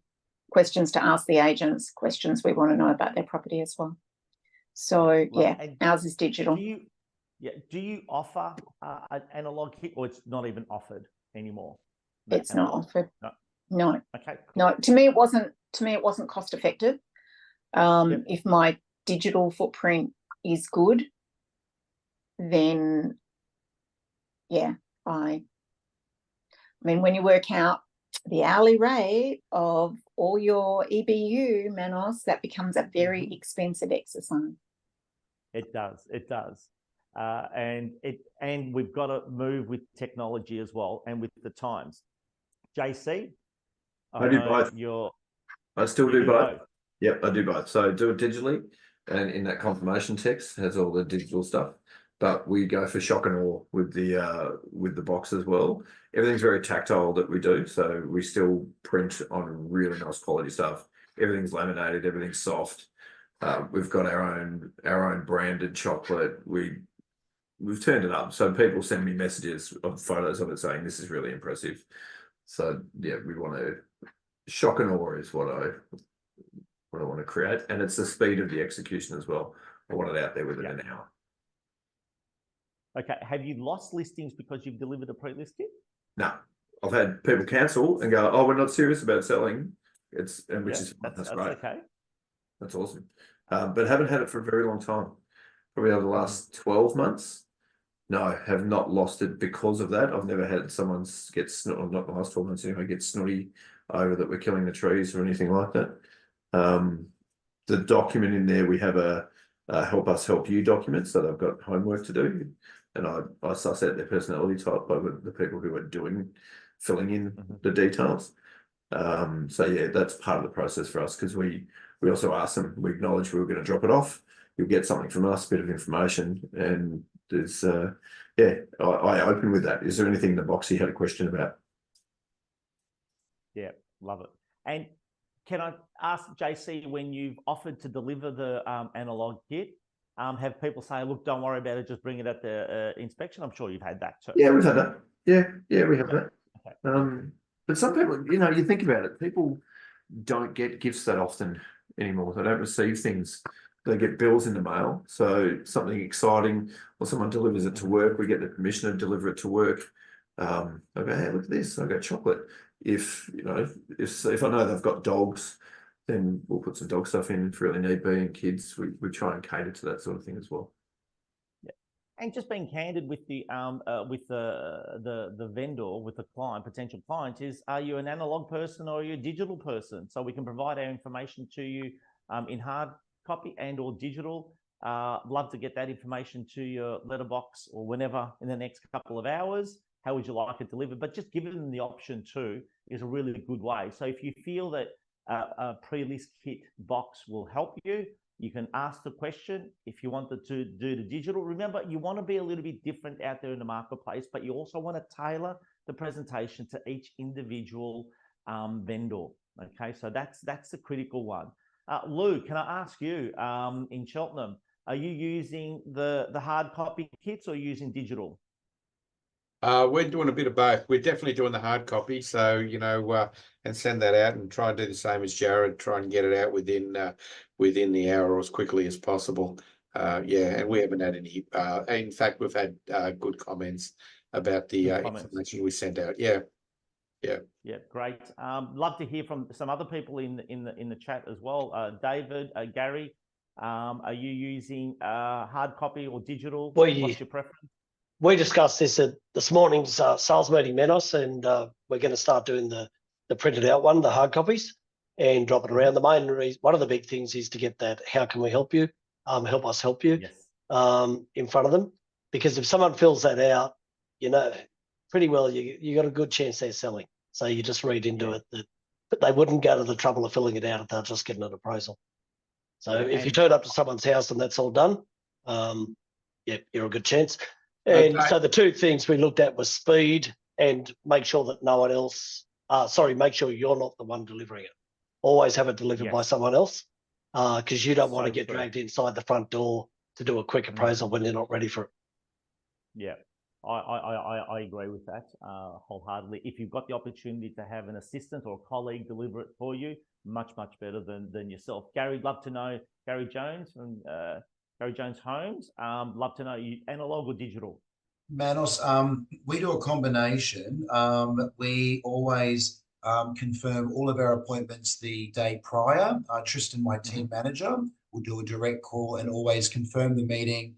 That way, we've got a system in our Google Calendar. The meetings go from blue to green, so no one needs to worry about sort of communicating. That's one little bit. But the pre-list side of things, I've got to admit, I did back off from the pre-list sort of kits. I'll be very honest. We in our confirmation email, we've got hyperlinks. So we do a confirmation email, but I'm just probably getting a little bit of a light bulb moment from everybody here. Maybe it's time to upgrade to a text as well.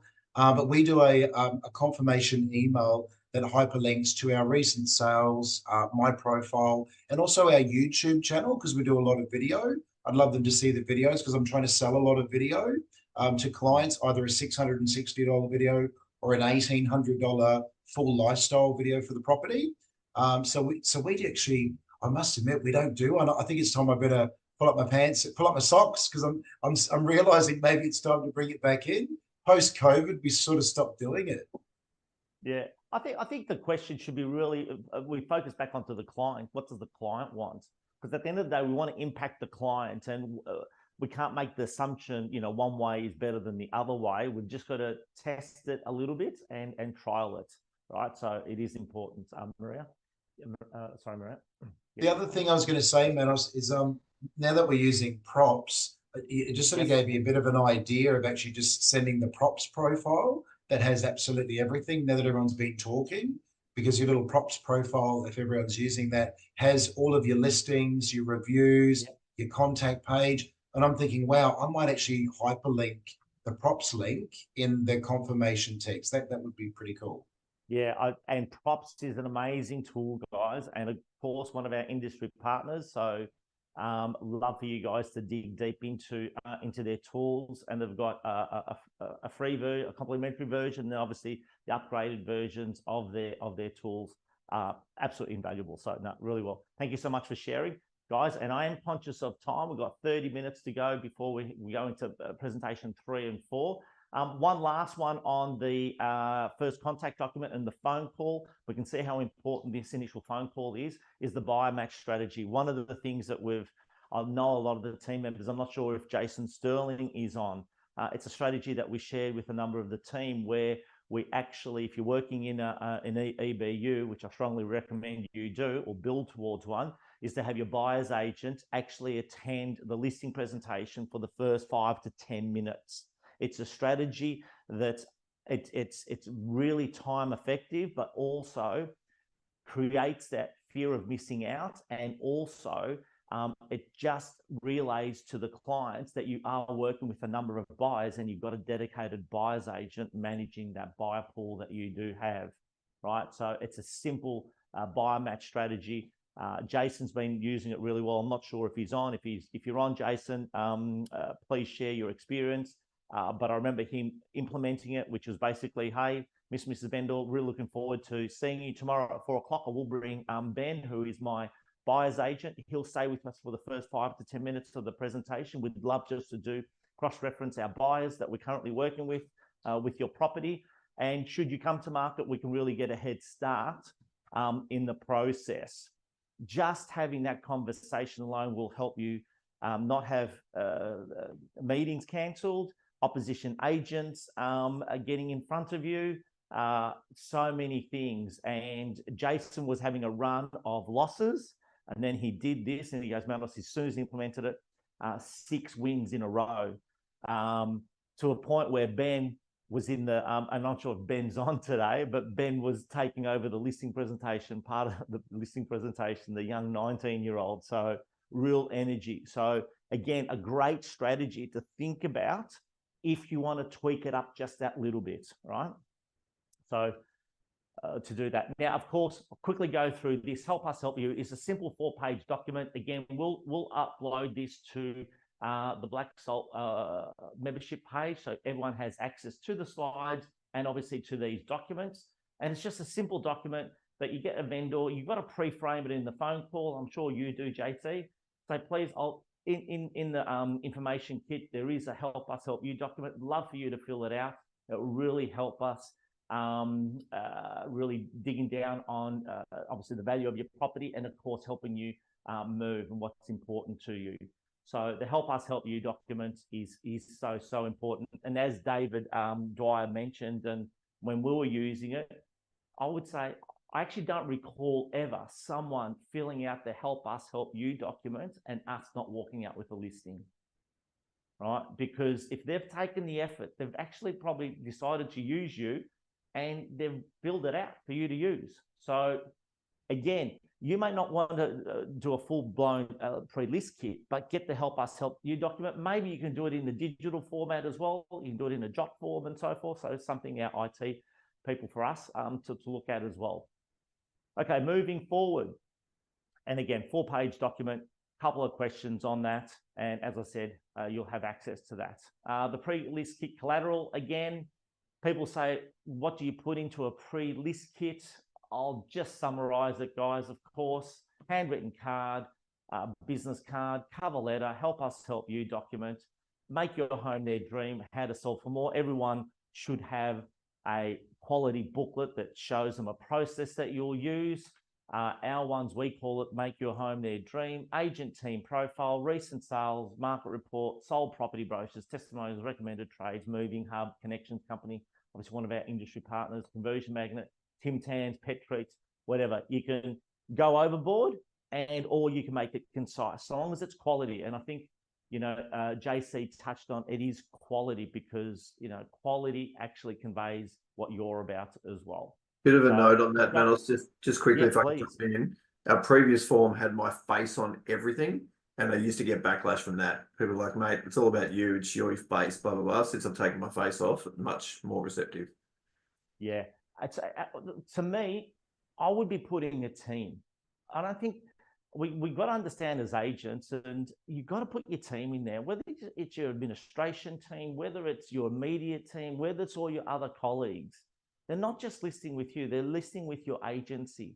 I think it's so important to convey that so that, you know, the sellers understand there's a whole bunch of people that make this process work and get them a successful sale. Okay. Moving on. All right. So presentation 3, the in-house living room presentation, and using some case studies and sold stories. It's so important. Now, I'm conscious of time, so I've got about 22 minutes to go through this, right? Again, there's no right or wrong in the way you present, so long as you have a structure. We need to set the agenda, follow a structure. We have the greeting, of course, the house tour, at the table, and the close. And there's a few fundamentals, and I'm going to get obviously Michael, Julie, and JC to share their best tips of how to win in the lounge room when you first meet, right? So I always say, did you have them at hello?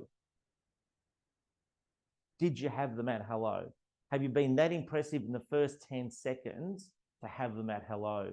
And what does that mean, right? Of course, it's your digital pre-list information or hard copy pre-list kit, the morning SMS confirmation, or what I've learned today. A lot of people are making the phone calls. Gary's doing it day before, right? It doesn't have to be in the morning. The day before one is just as good. So, and it's one of your colleagues making it. Really, really important.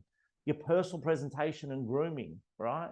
Call if you're running late. I mean, all these are the obvious. Park opposite the property. Take a minute to view the property. Don't just rush up and... Not opposite, Manos. Down the road. Park down the road. I know. Park opposite, down the road. So let's just talk about that, Julie.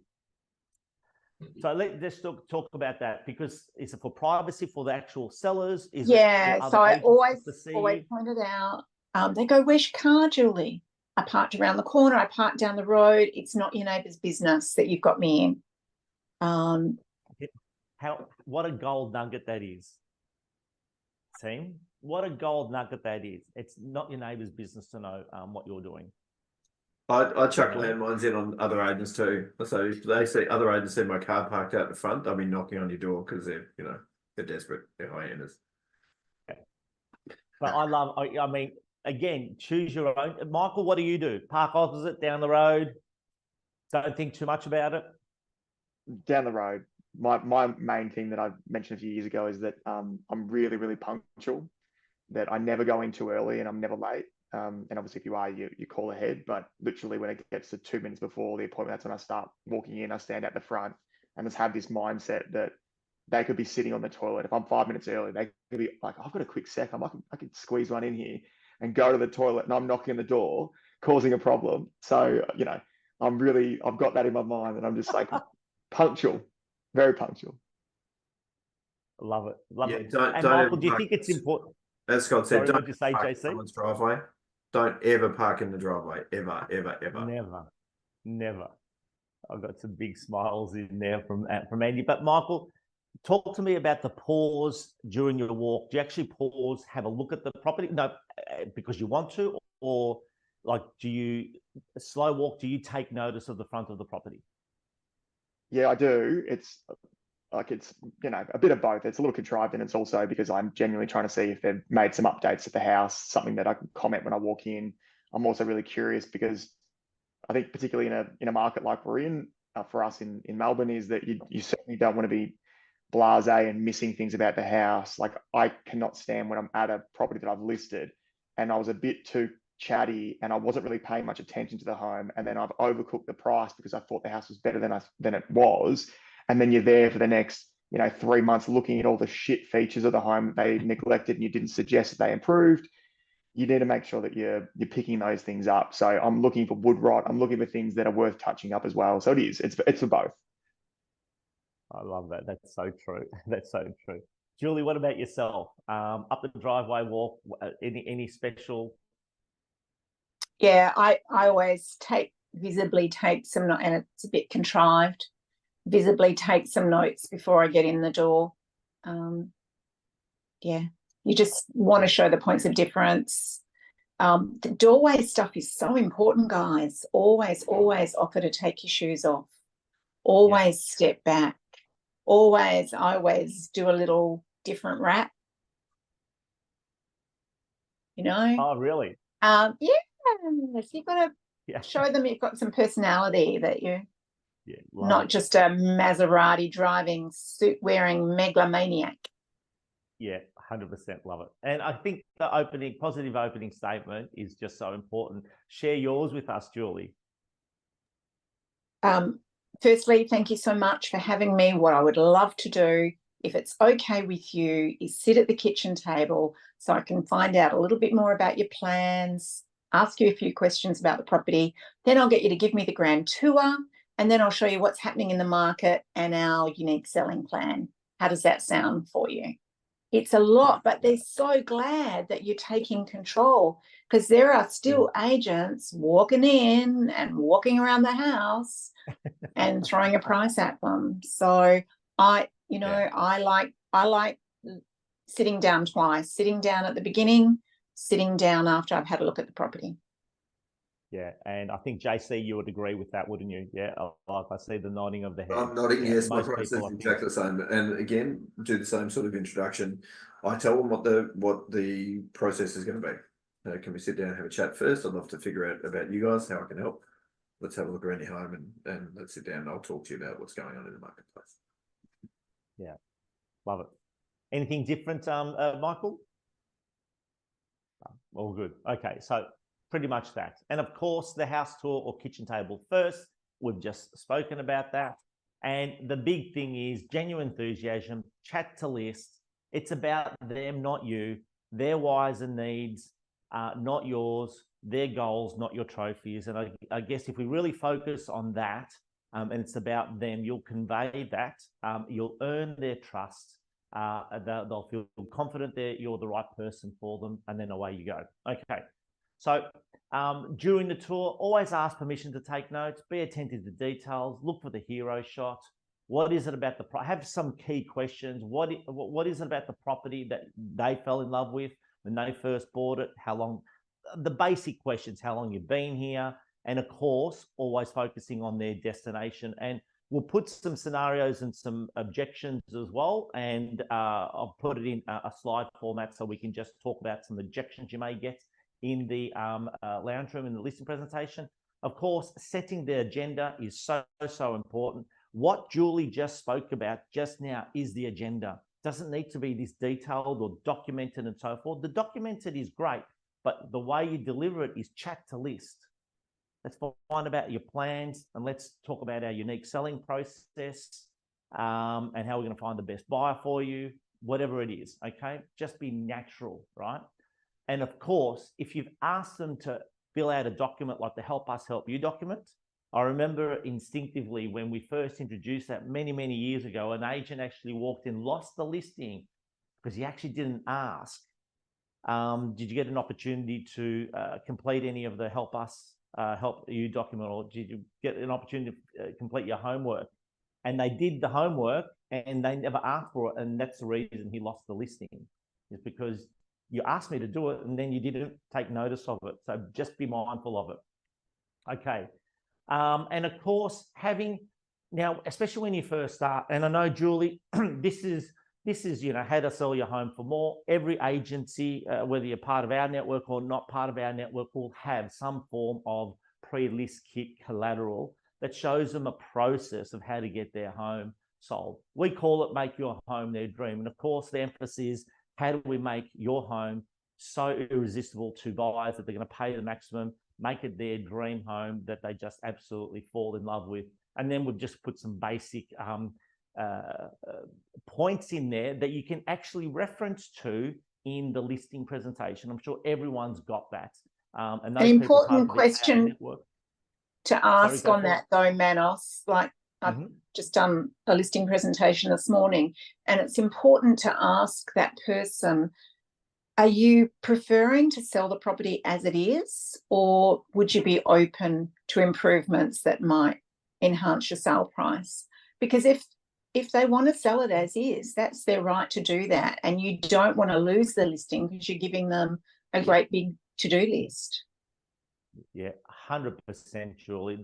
What a great opening statement to pre-frame, whether they're prepared to do upgrades, to do that investment of time and money, or sell as is.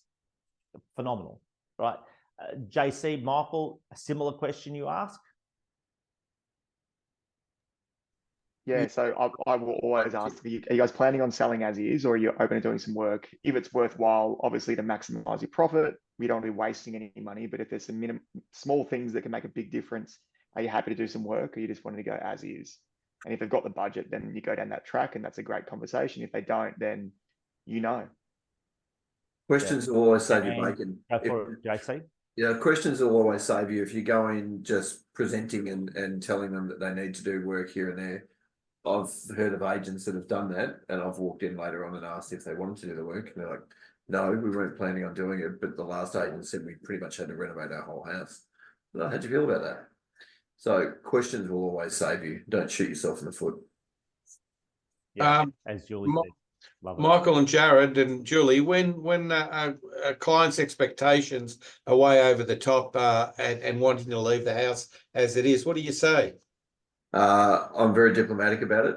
I tell them that it's not likely to happen unless they are prepared to put some work into it and then circle back to it. So I'm really honest with people. I do not want to pick up a listing that is unsaleable and with people that are unrealistic, because it just sets a really bad relationship that's just going to end. Great question. That was Lou that asked that, was it? Yep. Yeah. So Lou, today's was a perfect example. We've got a very hot market right now, and everybody has very aspirational values on their own property. The one that I looked at, English was a second language, so we had a bit of a language barrier as well. But when I asked her what sort of thoughts she'd had around price, she threw a figure at me which just is never going to be there. It doesn't matter how much work she does to the property. Her property is not at that level. And I think you've just got to say, I can understand where you might have had those thoughts, but at that level, buyers would it be expecting full renovations, swimming pool, cul-de-sac location? You know, the process will give us full opportunity to fully test the pain price for your property.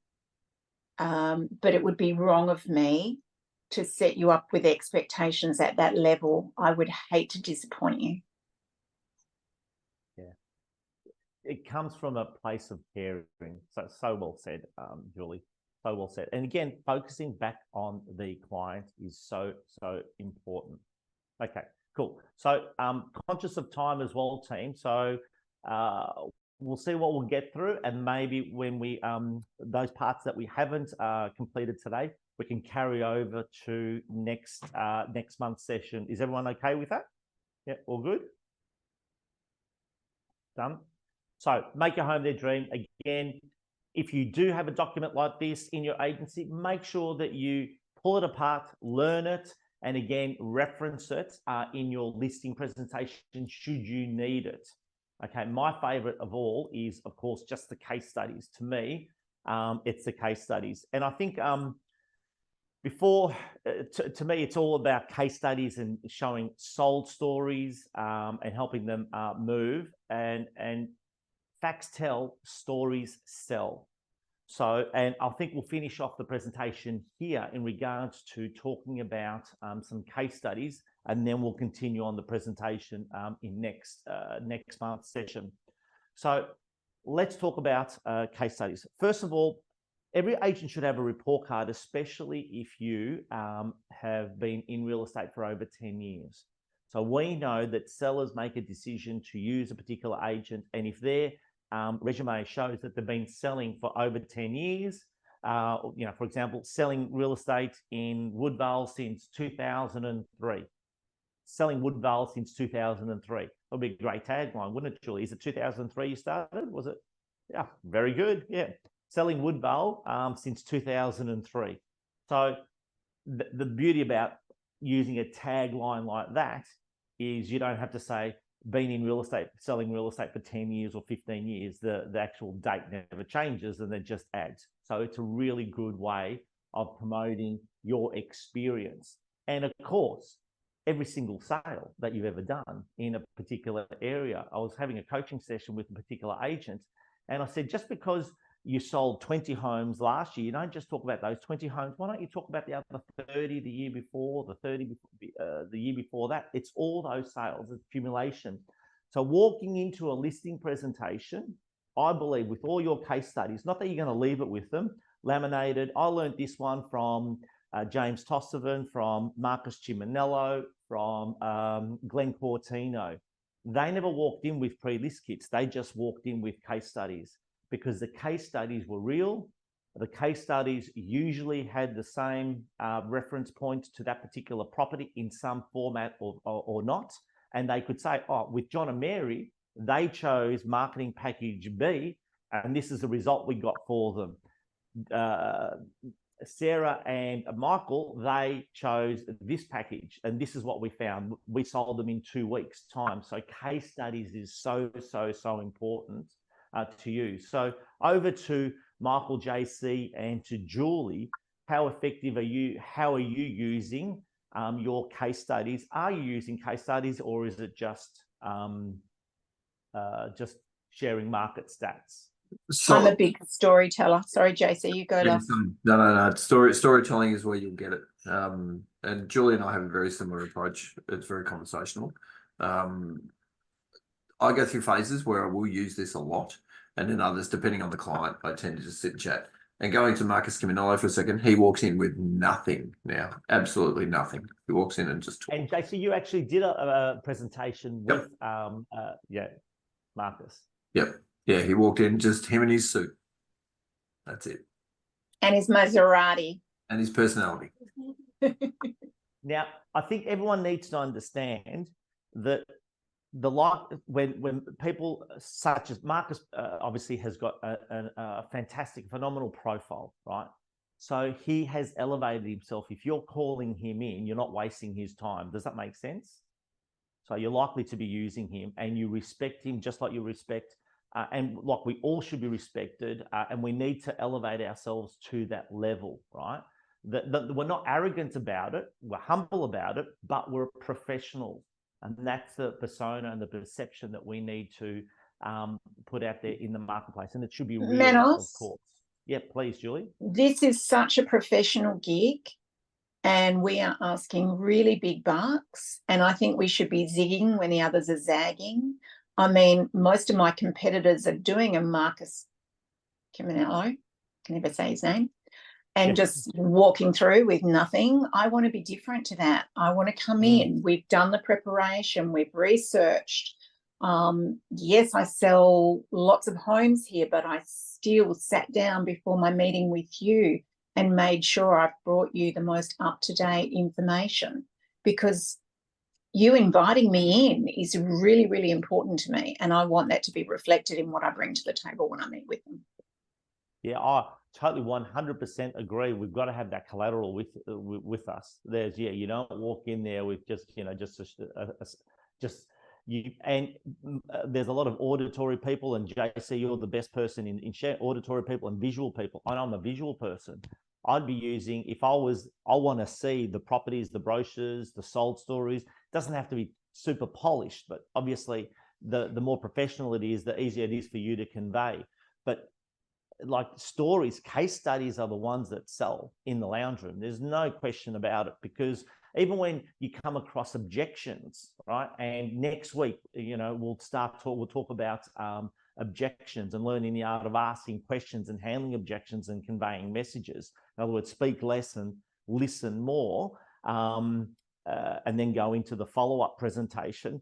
But it's all about when you handle that objection and just say, when someone questions your fees, you can refer to another agent, another property, or a property that you lost, and said, look, we lost that property because of fees. And they ended up selling, $100,000 less or $50,000 less. And we knew the buyer that bought it, and they could have paid more, right? So be careful of, choosing the agent, because they discounted their fees. Because if they discount their fees, they're likely to discount your sale price. And of course, if you've got stats like Michael in the field, that it's evident that he is selling on average a sale price $70,000 more than the next competitor, that's a compelling reason to be using Michael. And whilst it's a fact, if he backs it up with stories, with obviously his past sellers, with names and actual real evidence, that's what helps you win in the lounge room. So again, do you bring it in as a format? Do you bring in brochures? How do you convey your case studies, guys? 100%. Go with everything, go prepared. Because then if you do come across a visual person, you've got to be reading that client all the time. I'm trying to suss out what sort of person they are. And then if they are a visual person and you don't have those visual aids, you'll lose them. So take everything with you, have it there. Sometimes you use it, sometimes you don't. You've got to have it all. Yeah, correct. I'm the same. So I have brochures of properties that are similar to theirs, that had brilliant outcomes and how many buyers we had and what the offers were. There's one sort of little taboo part in terms of our industry, and I sort of pre-frame that, is that you absolutely never want to be bagging your competition. You never want to be naming names. You never want to be, being really pointed, because you'll lose business based on that. Regularly, I get business when they go, well, we just chose we didn't choose that person because they were really mean about, a competitor or what have you. So you don't want to be doing that. But if you're in a market like we're in, you still need to be giving them stories on brilliant outcomes. And you need to be, if you've got competitors you're going up against that regularly overpromise and underdeliver, they've got a huge track record of it, and you're up against them, I think there's a healthy place where, without naming names, without even naming the company, but just referring, look, there are some agents in this area that you'll find when I'm going through this report of properties that have sold within your area really recently, that you'll see some brilliant outcomes, and you'll see some others with really long days on market where they start at a certain price and then have a drastic reduction. And there are people that have a track record of doing that and lying to people on a regular basis. So I'm not going to go into who it is, but I encourage you to do your own research. And if you do it in a way like that, I've never had pushback from it. But by me not doing that and not addressing those people, I've found that I have lost business to them, where you'd lose it and you go, well, they did promise them 70 grand more than what I did. they go to market, they go through the pain, they have a terrible outcome at the end of it. And I could have pre-warned them that that's a real possibility in a really polite and careful way. That doing that and then conveying why you're the right person, and what's important to them and all those sort of factors as well. It's something that you can do. You've got to be careful. You have to use a lot of tact. You can't be mean. But I think it's important if you're in a market like we are at the moment in Melbourne, that you cover off on that as well.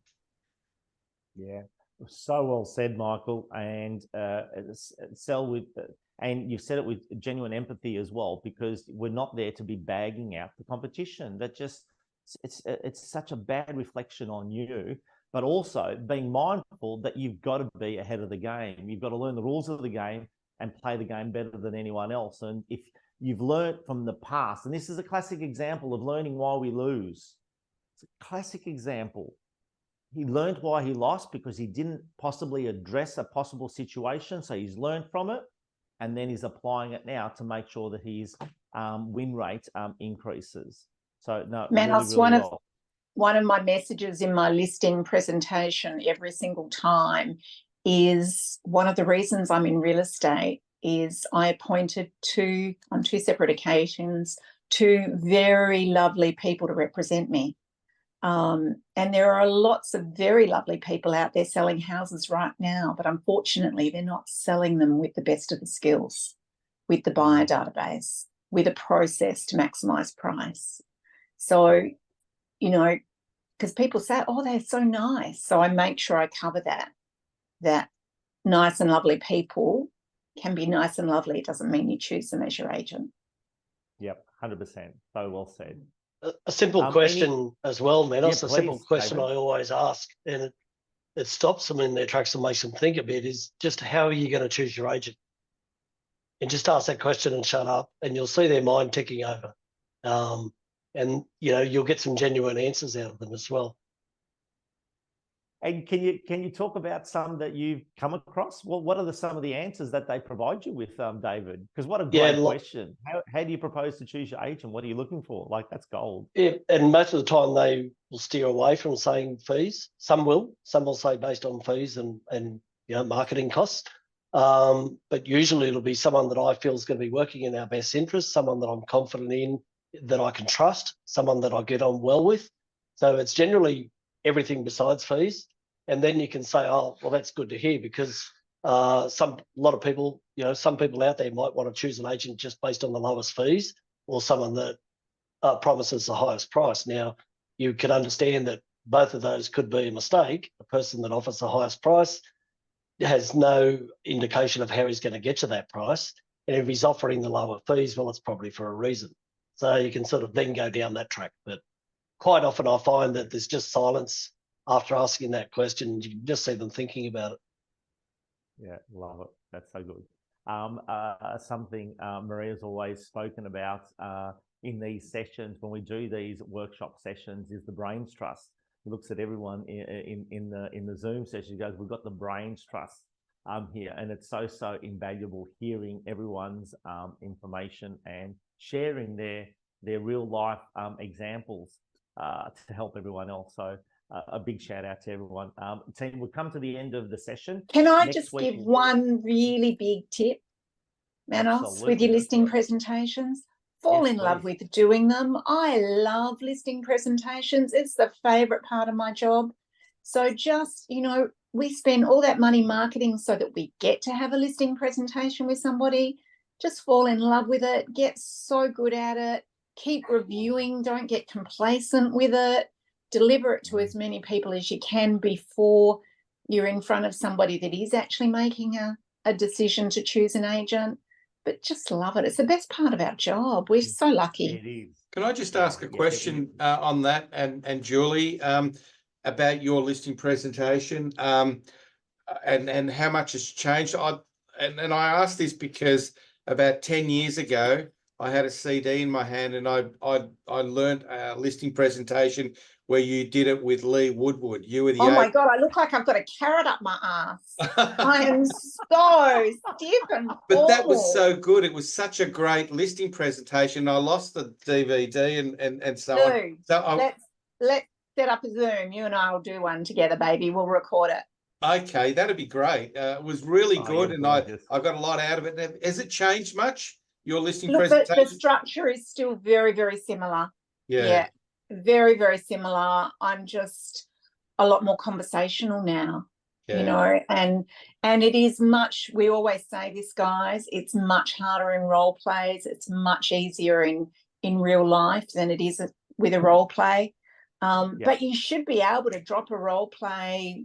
Luke asked me at our sales meeting on Monday just to run through a part of my listing presentation. You should be able to do that so comfortably and so easily. And then straight away you went, oh, I've stopped doing that. I used to do that.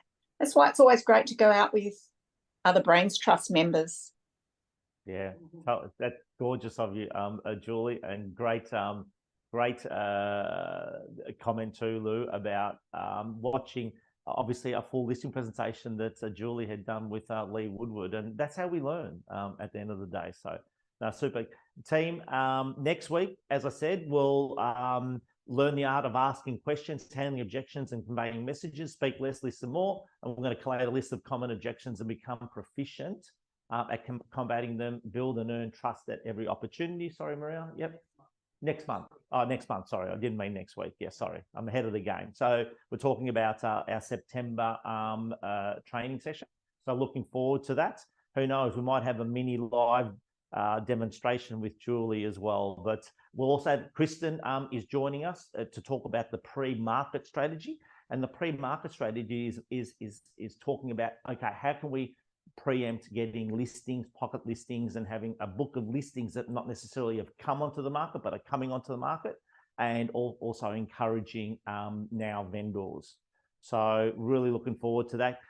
Team, can we have a big shout out to JC, Michael, and Julie, and everyone else that contributed today, David, everyone, Andy, thank you so much, Lou. I've taken so many notes. I've learned so much today. Thanks, guys. It was phenomenal. Lots of notes. Good, isn't it? So lots of notes. But good to see you, everyone. Yeah. And hope everyone's doing well. Yep. And yeah. So thanks for taking all the photos and the videos for our. So social media expert.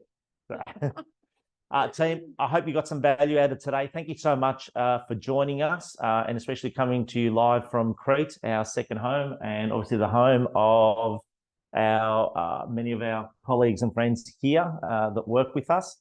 And thank you for being part of the movement. It's really, really important, and I hope you're enjoying the sessions. And of course, your feedback is really, really important. So if you want something in particular that you want us to talk about, or you're having some challenges, yes, it's a membership program, but send us an email. Everyone's got my contact details, and we can talk about it and, you know, obviously help you as much as we possibly can. All right. So yeah, looking forward to seeing you next time. Thanks again, everyone. Enjoy the rest of your day, and we'll talk very, very soon. See you guys. Thank you, team. Bye.